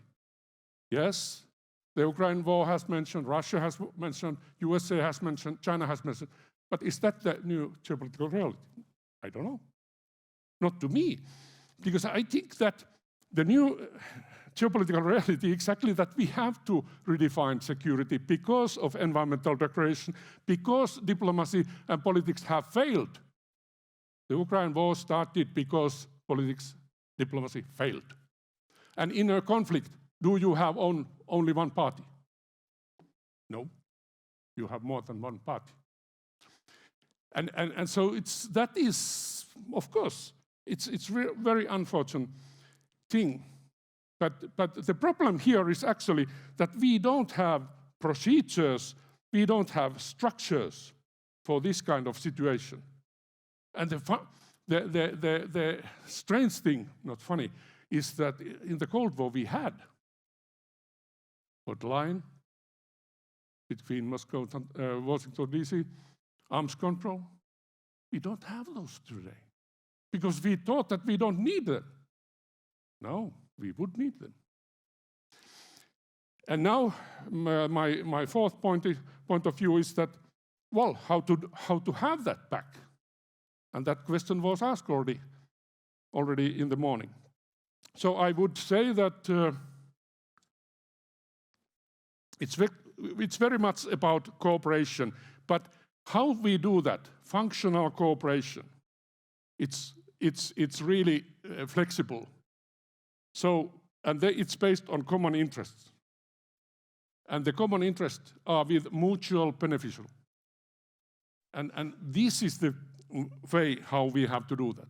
So that cooperation is for trust building and dialogue is a means there. Okay, so now to my question. So how small states are doing that?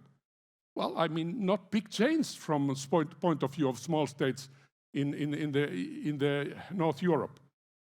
Not that much change because stability and functional cooperation are still there.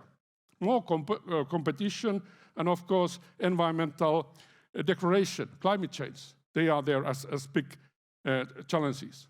And, of course, we are in a transition period. But I mean, there have been many transition periods before. The Berlin Wall has been mentioned several times, but I would say that 1979 was a real transition period, because then happened many things, like the revolution in Iran, and China started to open toward the West. And this kind of global economy started in 1979 when they opened the coastal cities. And the current situation is because of that. And that's why we are now redefining China not as a trade partner, but as a rival. But we were there at the time. It's because of our activities, I mean, Western activities as well. So here we are. The history is following us. So, but then it comes, of course, that what kind of value you are giving to the current war situation and that what is really existential threat, I mean, environmental degradation.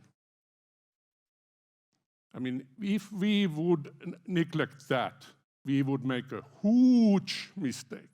And I'm afraid, and from the point of view of small states, that is what is going to happen. It is mentioned in rhetoric, absolutely, but it's not really taken. It's not really applied into policies, because these policies have to do now. We have to implement them now, not tomorrow. So, I mean, I think cooperation is still the best way to increase security, decrease uncertainties, instability.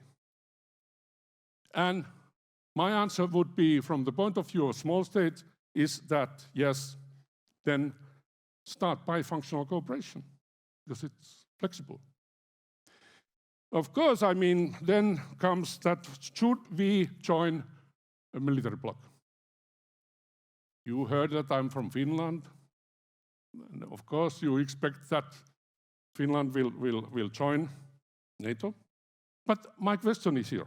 So first, my answer is I don't know. But my question here is that, well, I mean, how wise it would be from point of view of Finland?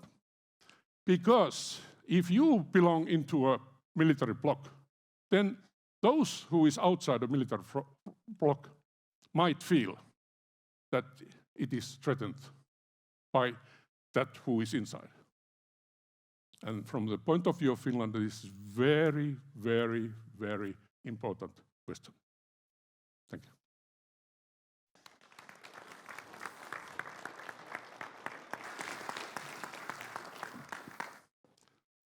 Thank you very much to both our speakers. There's a common theme throughout the two talks, a recommendation to look at how we understand security, perhaps to redefine security. You both argue that requires a different approach. You both stress that politics are relational, and that therefore the process by which we do this matters. So the way in which we approach the question of what is security matters to whether security or the question of security can be what ties us together. Now, this panel has a small state perspective, and the next panel then goes specifically to the Faroe Islands.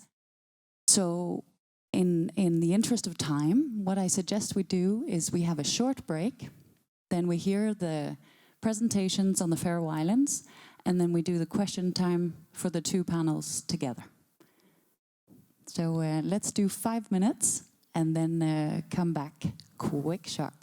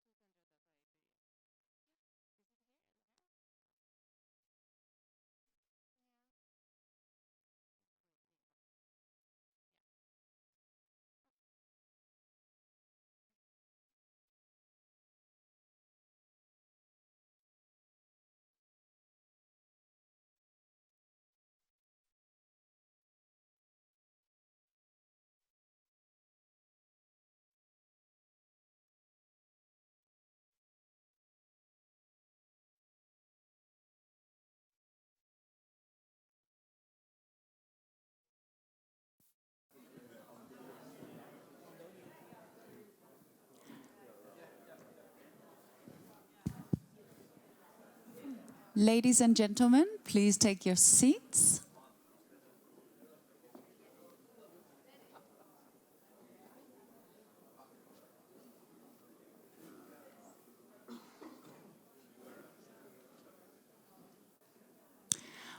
Welcome back to the third panel. This is the panel where we will be discussing the implications of what we've heard in the first two panels, specifically for the Faroe Islands. So this is where it becomes particularly important what everybody in the audience is thinking.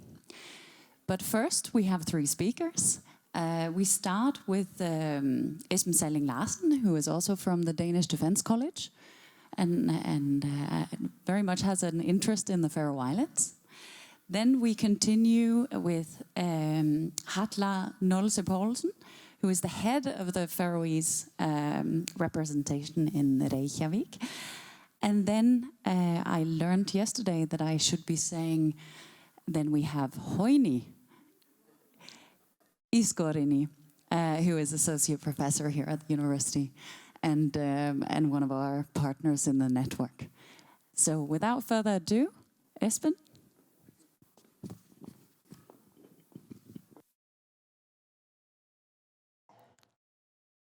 Good. Perhaps. Yes, you guessed it. I'm from the military because I have made a PowerPoint. There's something to the sound. Can you fix it? Okay. I'm here today to tell about a blessing in disguise, really, because we have been talking a lot about what's going on the geopolitical level. But what I've been looking at and what I have and what I say today stands on first an article I published in some years ago on the military importance of the Faroe Islands during the Cold War, and then later a book chapter I made about the present military significance of the Faroe Islands.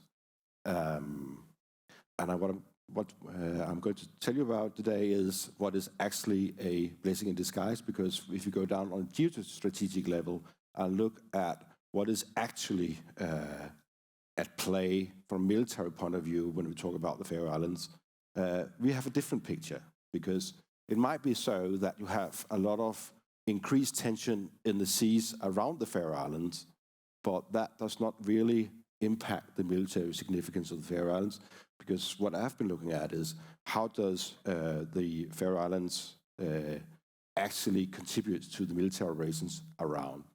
So the fact that there's a lot of expectation towards more military activity around the Faroe Islands does not necessarily mean that you will see the Faroe Islands become a very important military hub. I will return to that later, but here's the bottom line up front.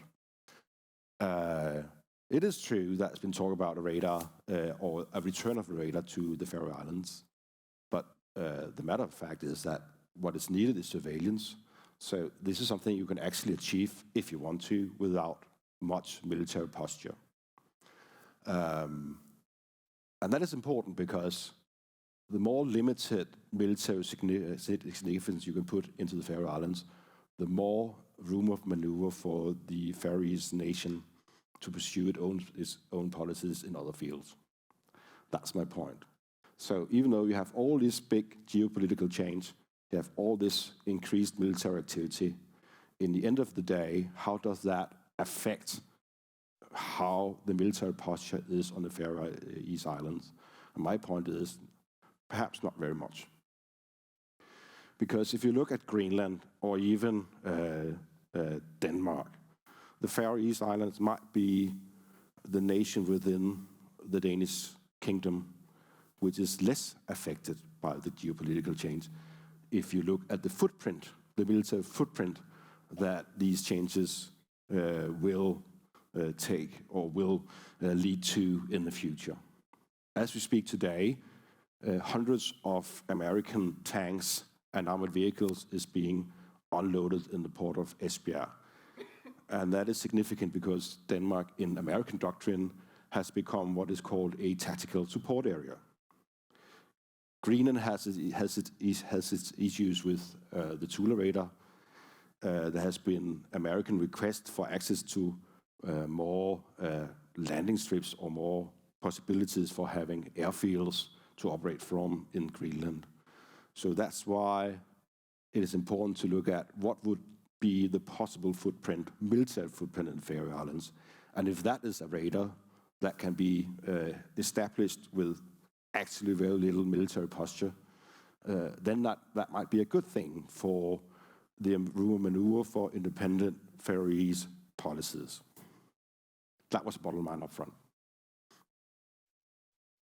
I was also asked by Hvørji to give a presentation on, or answer some questions on, how can we historically look upon the military significance of the Faroese Islands. And you cannot do that without looking at the Second World War, where the British were here. Important to bear in mind that Norway was then German occupied, so that would place the Faroese Islands in a different place in the military geography as a forepost, because the military operations the Faroese Islands were supporting, or the British depot ships in Skálafjørð was supporting, was the convoy operations. So at that time, a Faroese fjord was the basing area for some very large British operations. So you can still find reminiscence of that. You can still find some fortifications, all centered off defending a fjord in order for British depot ships to provide supplies for British escorts doing convoy operations. The British also have a plan for making a proper airfield. That was abandoned. They did make an airstrip, but a proper airbase was abandoned. And as you can see, I cannot do that. But on the old map, you can see there's like two lines delineating where Allied aircraft, the reach of Allied aircraft. And one line is coming from Iceland and the other one from the Shetland Islands. There's not a Faroese line there. Then we have the Cold War. There's been not much written about it, and since then a lot of new archival material has become available. So we now know much better what actually took place. The Faroese Islands was home of what is essentially a radio beacon, L1C, which was very important for navigation, and was also used to update submarine inertial navigation systems, including the Polaris submarines. And that was significant in the early 60s when the American submarines was forced to operate up in the Norwegian Sea, north of the GIUK line. From the mid-60s on, the submarines started to operate south of Greenland, and then that station lost its significance. Before, satellite communication, troposcatter communication was very important to NATO, and there was also a station or relay station here at the Faroe Islands that was very fast supplemented by satellite communication and became one of many systems. So we have these systems that at a very specific time was very important to NATO and then lost its significance. And when we earlier heard the ambassador talking about how fast technologies are evolving, it's very interesting to see that new technologies came and went within just 5 years during the Cold War. We saw a very swift move in technologies at that time. We also have the radar station that was integrated into the UK air defense at that time, a tactical station aimed at providing coverage for air operations, especially to counter tactical air attacks on American bases in Britain. So, bottom line, at times there were very important installations, but not with the same strategic significance as, for instance, the Tula radar. As you can see, the Rowan Sea station, if you see the map, was one of 30 stations that was important to mount submarine operations back in the 60s. So, The next question that was asked to answer is, what does it mean today? And the pictures out on the right is taken from the South China Sea, where bases are popping up on archipelagos, where we see the geopolitics played out in form of new bases. Also to illustrate what is a proper base and what are we talking about when we talk about a base. So, yes, there are increased military activities around the Faroe Islands. But firstly, as also Bjarni alluded to, it is so that the US has already increased its activities on Iceland, have made agreements with Iceland, Norway, and the UK on the use of bases in Scotland, Iceland, and northern Norway. So we can say that the US is already covering its bases.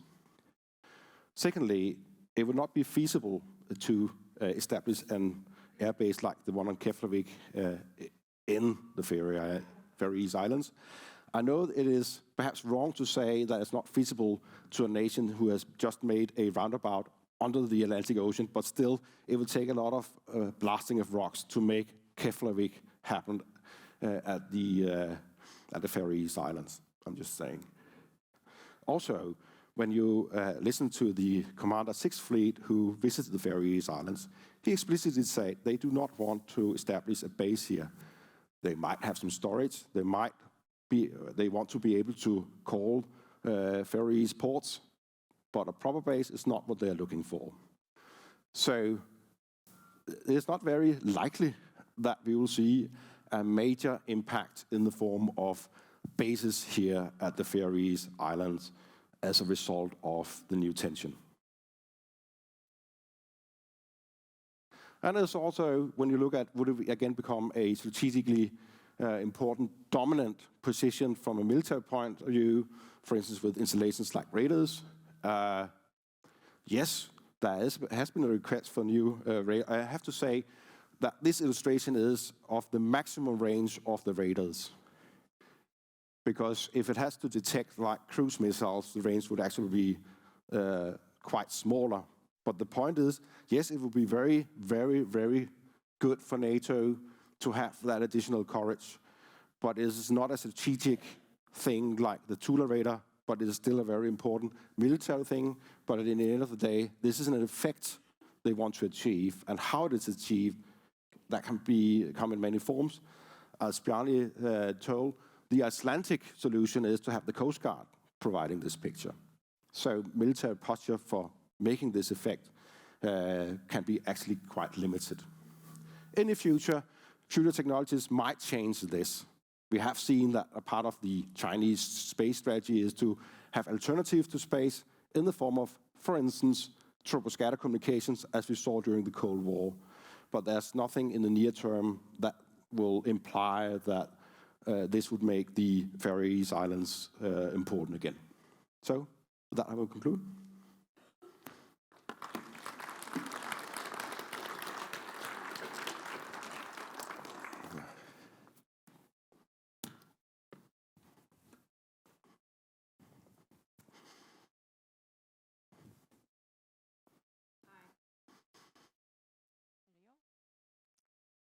Sound on? Yes, thank you. So, dear all, thank you to the organizers for setting up this very interesting and indeed necessary event and for inviting me. I'd also like to extend my gratitude to the other panelists and for their informed and interesting interventions.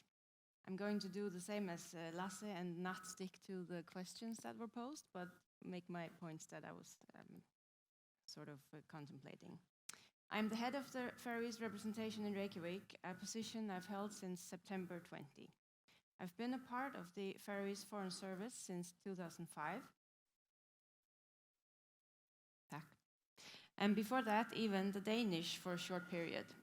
The representation in Reykjavik was established in 2007, following the signing of the Høvig Agreement, a comprehensive trade agreement with Iceland, which has been a major pillar in the relations between the countries since. So, as a civil servant, I will need to make a disclaimer. I'm speaking on behalf of myself, and all points made are my own. I understand that today's conference was initially planned to take place back in November last year. And I'm tempted to say that I wish it hadn't been postponed back then. Russia's invasion of Ukraine is an incredible tragedy that continues to be difficult to grasp. It makes everything more complicated, including trying to make observations about regional geopolitical dynamics in the North Atlantic and the Arctic. But I will attempt to make 2 points today.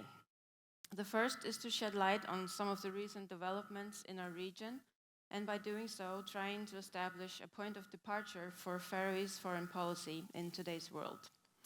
The second point is an attempt to reflect on how to navigate in the geopolitical environment in which we find ourselves today.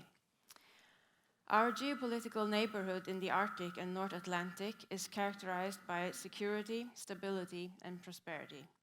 In terms of security, NATO is of course the common denominator for us and our neighbors, but that hasn't prevented meaningful engagement with Russia in areas of mutual interest. To what extent the situation in Ukraine will challenge the current order remains to be seen. Status quo is now almost by default under pressure, but in the short run it seems unlikely that the fundamental regional dynamics will undergo significant changes. However, it has become increasingly clear over the last decade or so that the High North is under scrutiny by great powers. China has named itself a near-Arctic state, Russia has prioritized its military capabilities in the region, and the United States has increased its naval presence. In the Faroe Islands, we have seen an increase in the number of high-level visits and an increase in the engagement with the US as well as China and Russia, but also the UK, not least because of Brexit. Also, the dialogue between the Faroese and Danish governments about matters of security and defense has undergone significant developments. And for us in the Faroes, the question of re-establishing an air surveillance radar epitomizes a new reality vis-à-vis security and defense in our region. At last year's NATO summit, the High North was mentioned as an area of priority for the first time, perhaps ever, at least since the height of the Cold War. This marks a major departure from the perception that the High North is a cold and quiet place in which harmony is the default setting. The low tension we have seen for decades now is the result of an equilibrium in which deterrence and defense play a critical role, but where hard power dynamics at the same time have been mitigated by the pursuit of common interests by the countries in the region. For example, in regional fishery management organizations, the Arctic Council, as well as other fora, and of course with reference to UNCLOS. The instruments, and the ones mentioned are mainly a few, for international governance exist in the region and have been put to use. So the question now is, will they stand the test of time? And how do we ensure that they will stand the test of time, if we want them to, of course? These are questions to which there is no single answer, and it might not be the time just yet to find the answers, because the political world stage is a very fluid place right now. But what we can do, or rather must do, as a small nation in a region that is under geopolitical scrutiny, is to make sure that as we move forward, we do so on an informed basis. Today's conference is a step in the right direction. I would therefore like to commend the university and the Danish Defense College for setting up the event. The university has conducted a study on public opinion in the Faroes regarding foreign affairs and security that Heine will elaborate on in a moment. This is also a major step in the right direction. For us in the Faroes, it is crucial to make sure that the premise for analysis and the discourse in general is Faroese, that Faroese perspectives form the basis for our understanding of the world and form the basis for our priorities and engagements, both in an academic and a political context. The research that Jeppe talked about is also a very valuable contribution. But my proposal is the establishment of a think tank or an institute for foreign affairs in the Faroe Islands. We can see today that there are plenty of partnerships to explore, and plenty of research is taking place. You can say it's just a matter of coordination, not inventing the wheel over again. The Faroese Foreign Service, as well as similar institutions and think tanks in our neighboring countries, are obvious partners for such an institution in the Faroe Islands. Because we do, of course, need inputs from everyone as we continue to develop a foreign policy in Faroese terms. In addition to the dialogue with Copenhagen, my experience from Iceland is that it might be useful to look to them, as well as Norway, Greenland, and the UK, and probably the US too. A heavy task rests on the civil service to offer informed advice and guidance to the government. And I think the best way to make sure that our advice and our guidance is in fact informed is by basing it on facts, research, and proper assessment of the situation. So to conclude, our region is experiencing changes and the status quo is challenged. The war in Ukraine is not necessarily impacting the regional dynamics directly yet, but it might well accelerate change. That requires the countries in the region to cooperate, to share perspectives and ideas in academic circles and at the political level. And for the Faroe Islands, it's especially important to develop a Faroese frame of reference that forms the basis for our understanding of the world and subsequently how to navigate in that world. As we're nearing a crossroad, what we need is more research, more debate, more diplomacy, and more engagement. That serves our national interest, and it serves the interest of the regional and international community. Thank you for your attention.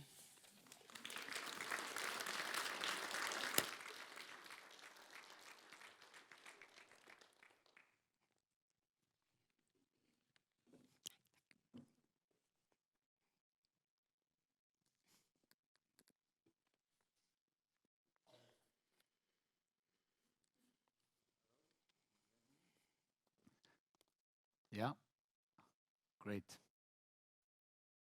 I'll just have a little bit of water.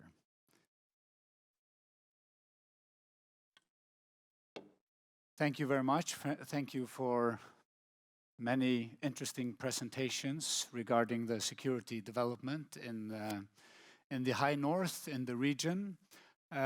What I would like to focus a little bit on here at the end is what people who live in the Faroe Islands and in the Arctic territories actually think and feel about pressing foreign policy and security issues. As Jeppe mentioned, it's actually people. It's all about people who live in these territories at the end of the day, and we might sometimes forget that. So we did a survey in November, December, a few months ago in 2021. It was actually originally Halla's idea to do this, so thank you, Halla, where we collected answers, around 40 questions. So I will just focus on some specific findings in a larger survey today, as we only have around 10 minutes.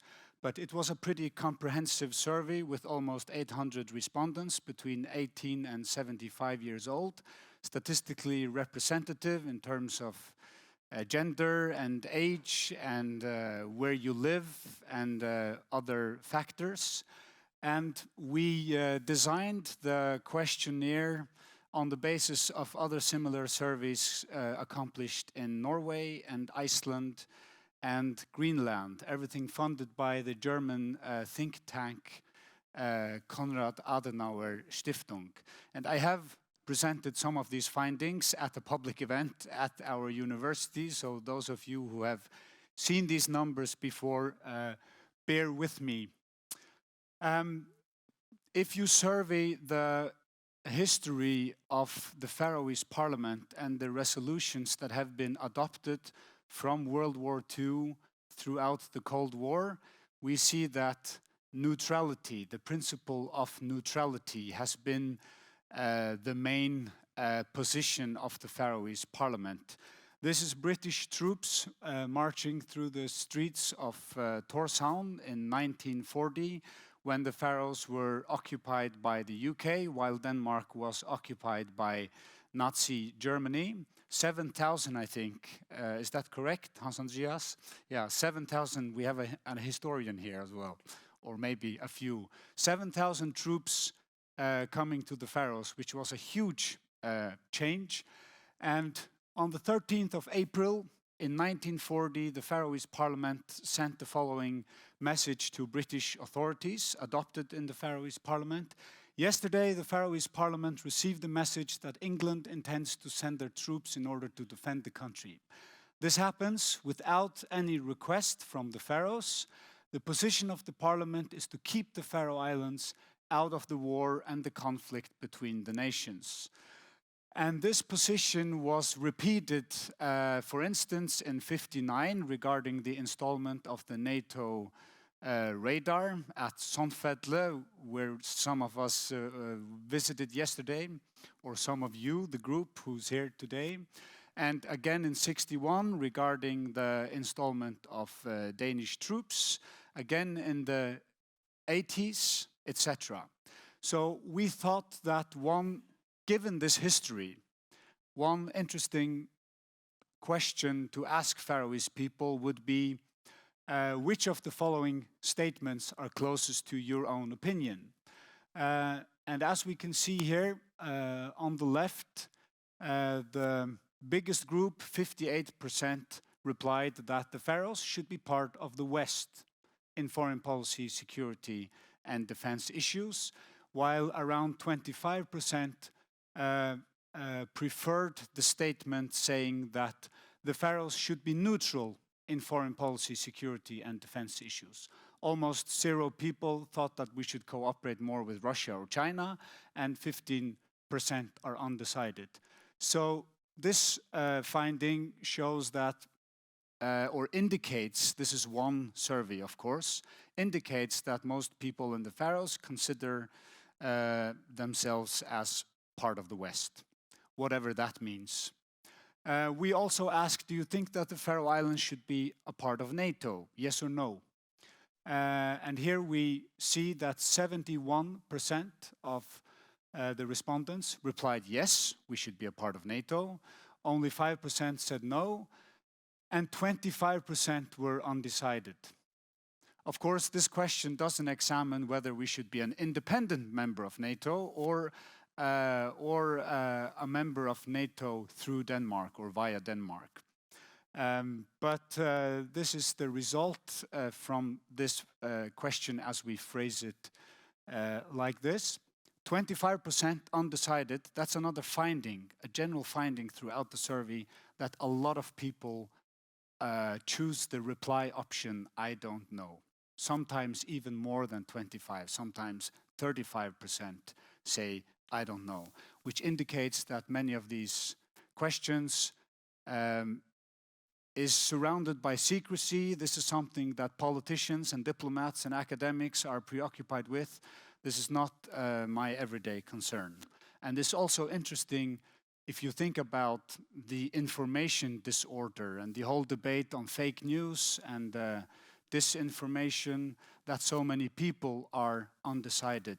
I think Lynn mentioned the word information security in her presentation. I've never heard that expression before. Very interesting, information security. We also asked, do you perceive NATO as a positive or a negative organization? 59% replied that we perceive NATO as a positive organization. Only 3% saying negative. 25% replied neither positive nor negative, and 13% undecided. And if you compare this question that was posed in these 3 countries, as well as Norway, it's interesting to see that the only independent NATO member among these 3, Iceland, is the most NATO skeptic. 41%. I don't know if Björn has some thoughts on that. And Greenland, the opposite, 75% perceive NATO in a positive light, while the Faroes is somewhere in between, 59% saying that we perceive NATO as a positive organization. A colleague in Iceland, Silja Bara Ómarsdóttir, a professor in international relations, she argued that one possible explanation might be that NATO activities in Iceland have been subject to environmental, debates, that military activities have damaging consequences for the environment. That might be one interpretation, but that would take more research to conclude anything on that. Finally, I would like to address the numbers regarding the present debate about the installment of a new military surveillance radar in the Faroe Islands. There was an active radar from '59, which was dismantled in 2007. And now people can ask, why was it ever dismantled? But it was, so now we have the debate. It was aired for the first time in a report in 2016 by the Danish Ministry of Defense that we might need a new military surveillance radar in the Faroes.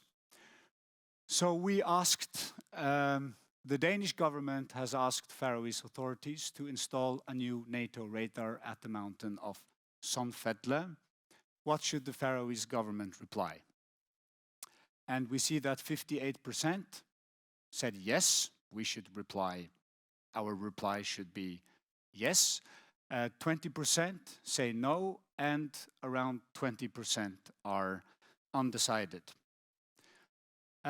So this is one question, but this question triggers really a sensitive debate, because there's a strong perception among some political parties and voters in the Faroe Islands who think that security is something that has been imposed historically without asking the Faroese people, without properly informing the Faroese parliament and Faroese authorities. That's at least a historical legacy that is shaping contemporary debates.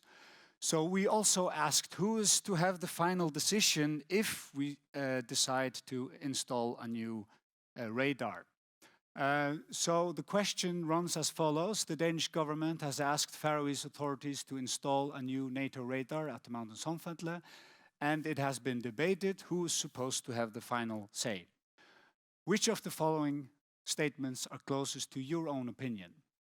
The largest group, 46%, say that the Faroese parliament should decide. This has been a huge debate in the Faroes because parts of the government have argued that this is classified information, this is security, and we cannot have open debates about this without, compromising our obligations regarding security.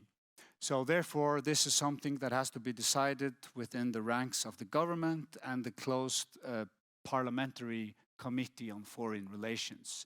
But if you ask people, only 16% say that it's sufficient to have this decision made only in the government and the Committee on Foreign Relations in the Faroese Parliament. Only 1% say that the Danish government should decide. Only 1% is saying that NATO should decide. And then we have almost 1/3, 28, 29%. This surprised me, this result, that so many people think that this decision should be decided upon a referendum. So I think it's fair to conclude that most people seem to support the installment of a new radar, but would perhaps, at least this is what the survey indicates, would like to see a more open democratic debate, as this debate triggers sensitive historical memories. I think I'm out of time. I have some more slides that I will skip, but you can read the whole working paper that we published. That is published online.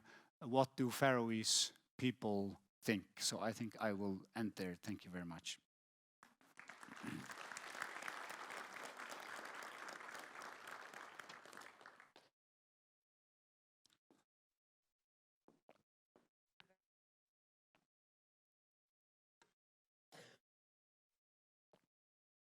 How many times you do this? It never works.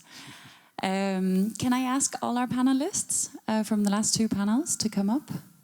We have some extra chairs. Meanwhile, let me try to summarize just a few of the points in the last three presentations. This panel too stresses that context matters.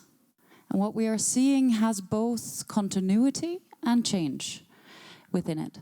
Espen argued that that means that there are challenges here, which the other two panelists confirmed. These are difficult issues to grasp, let alone to know what to do about. But Espen's point was it might also be a time of opportunity. As Hatla said, what this all means remains to be seen. But as Lassi also said, politics are not set in stone. And this panel certainly confirms that for the Faroe Islands, at least a lot of the population still says, I don't know. And as Caroline said in the first panel, if we did, we would all be rich ladies. So that's where we are at this point.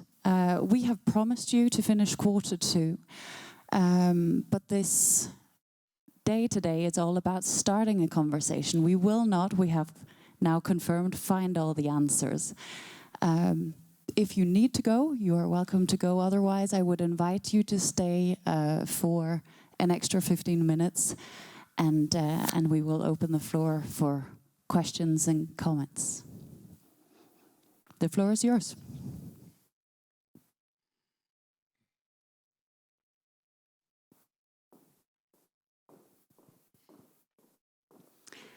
And please introduce yourselves, of course.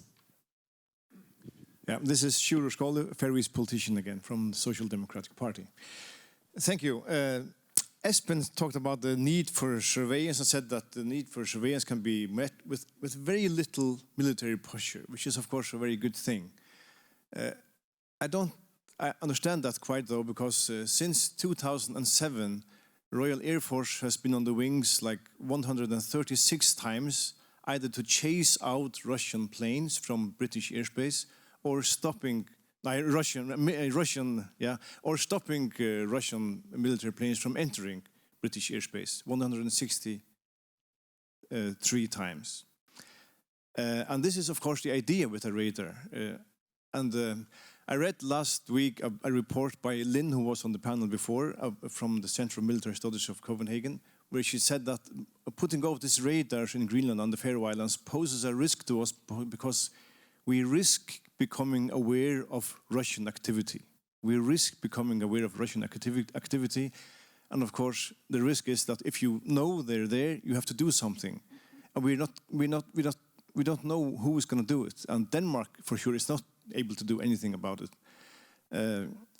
If you put up a burglary alarm, the idea is not just to observe the burglar stealing your things. The idea is to stop the burglar.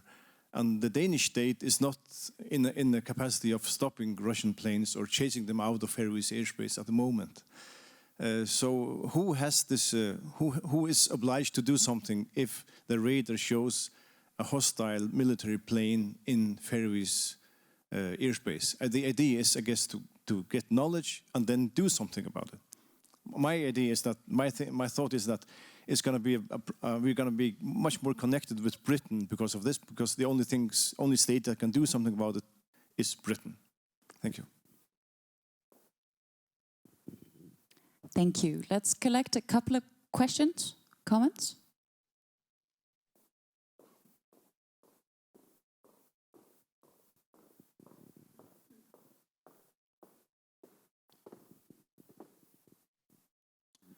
Hi, my name is Jens Christian, University of the Faroe Islands.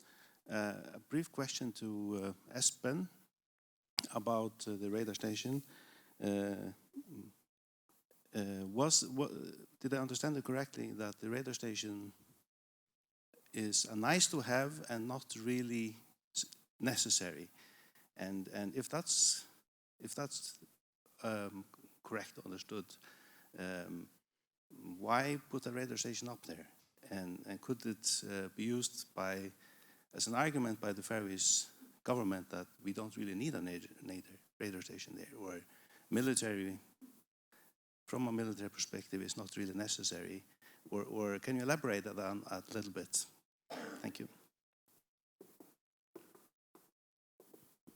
Shall we take one more?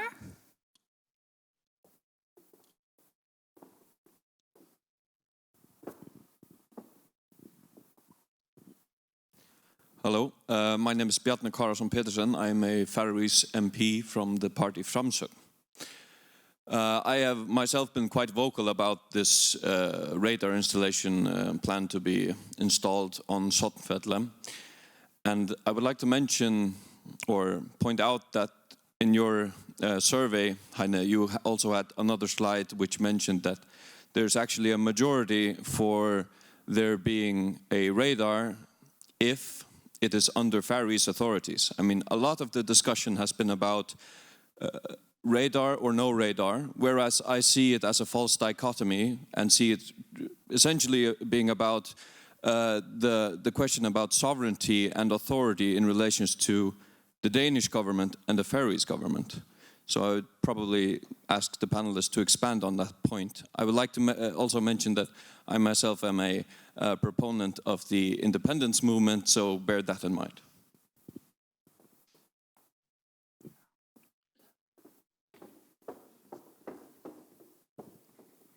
So, we have 3 questions on the radar. One question about, do we need it at all?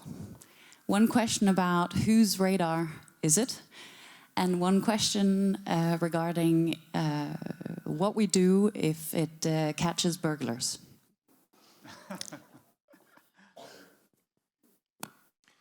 Yeah, to Sjødeskål, you're absolutely right, because that's the point of NATO, that it is not necessarily Denmark who do something about what we see from the Faroe Islands with radar. Yes, it is indeed the Brits who will be doing the air policing associated with this radar, because what it does is that it provides early warning towards not only Britain, but also, for instance, American bases in Britain. So you're absolutely right. This is not about how Denmark does something. This is about how NATO do air policing and is actually organized in order to do air policing. So when I mentioned limited posture, my point is you don't need a large military force or presence at the Faroe Islands to do this, because the posture will be British Typhoon jets in Scotland, essentially. And that leads to the other question about this is needed, because I'm very aware of the debates that have been previously on radars in the Faroe Islands. And there's been this idea that this is something like the Thule radar. And my point is, it is not a strategic radar like the Thule radar. It is a tactical military necessity to have the patchwork that I've shown completed. But bear in mind, it is a patchwork with 4 Icelandic radars, at least 2 of the UK radars, and at least 2 of the Norwegian radars. So it has to be seen like a missing piece in a larger patchwork on a tactical level, as opposed to being this very strategic radar, as for instance the Thule radar is. So yes, it is indeed needed from a military perspective. My point is just that it's not like the Thule radar. So you won't see, for instance, the US push or have a US interest in the Faroe Islands in the same way as they have in Greenland. And that is kind of a blessing in disguise, because that kind of attention also brings a lot of other problems with it. Whether or not it should be Faroese run, my point was that the radar need to be giving an effect, being surveillance for NATO. And if something like the Icelandic solution is the preferred one, that could actually do the job. But that's not for me to say. Yeah.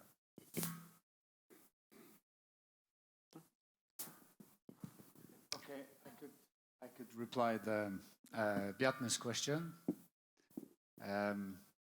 It's right that we also asked, in addition to the questions that I presented right now, that It is estimated that the cost of the radar will be around 400 million Danish kroners. And we first asked who should be in charge of this radar. If we do this, who should be in charge of it? Who should run its daily functions? And there's a considerable majority replying that the Faroese authorities should be in charge of its daily functions. But then we also asked who's supposed to pay for this radar, and and there is below 10% replying that the Faroes should pay for it. So that can be a tragicomic finding that we would like to be in charge, but we don't like to pay the price for it.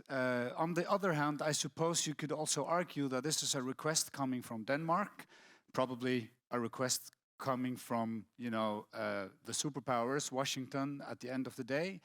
And why should we pay that when we didn't, when the idea does not originate from us? So I'm not, I don't want to joke about the replies, but that's the finding of the survey, that we would like to be in charge of it, but very few people would like to pay 400 million Danish kroners that the cost would be for the installment of it. Of course, then you can also separate the cost for installing it and run its daily functions afterwards. That's a different discussion, but that's what the survey, the findings from the survey show. Thank you. Lassi? I think that it's not exactly my issue to take a side of this radar question in the Faroe Islands, but I mean, this is, to me, this is really interesting. I visited there yesterday. There are rather many stairs, I have to say. But no, I had to do the hard work, of course. But I mean, this is really a sovereignty issue, like it was mentioned here. But this is also now the issue of comprehensive security. So it is how you would value the importance of radar here. From your point of view, I really encourage you to make the decision by yourselves. Is that the Faroe Parliament or is that the referendum? It's up to you, of course, but it's in your hands. So this is exactly where you measure. How much are you ready to pay? I don't know how much you are, but again, it's a question what you should ask from yourself. Because, I mean, to have a radar, it means that you know what is happening there.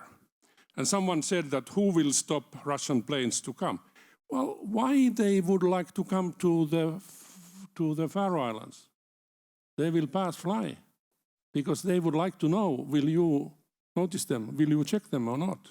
That is to show the flag. And this is mutual confidence, and this is exactly the procedures and structures what we had in the Cold War.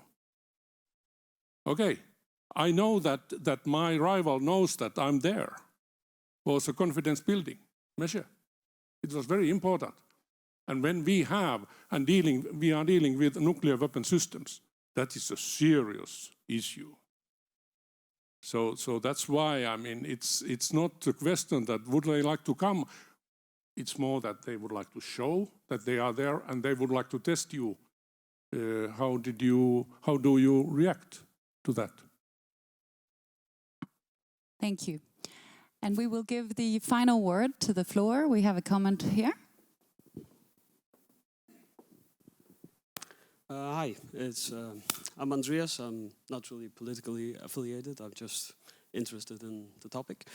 I have two questions. One is, now when we're talking about who is funding the radar, I started to think about, because I'm just genuinely interested, who is funding for radars in Iceland, for instance, if we're going for a similar solution?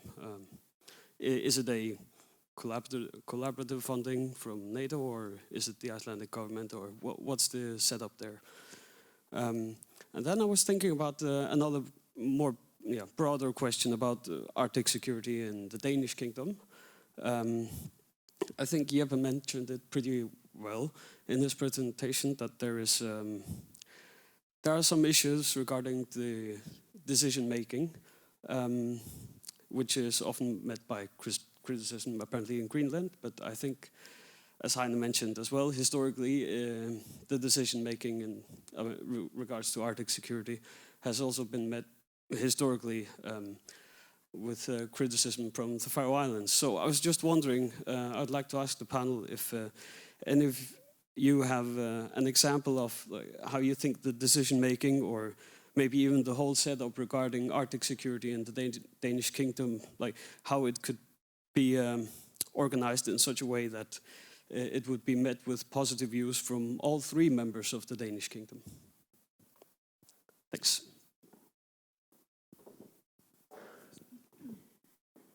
I said yesterday, my only job is to know the time. This is karma.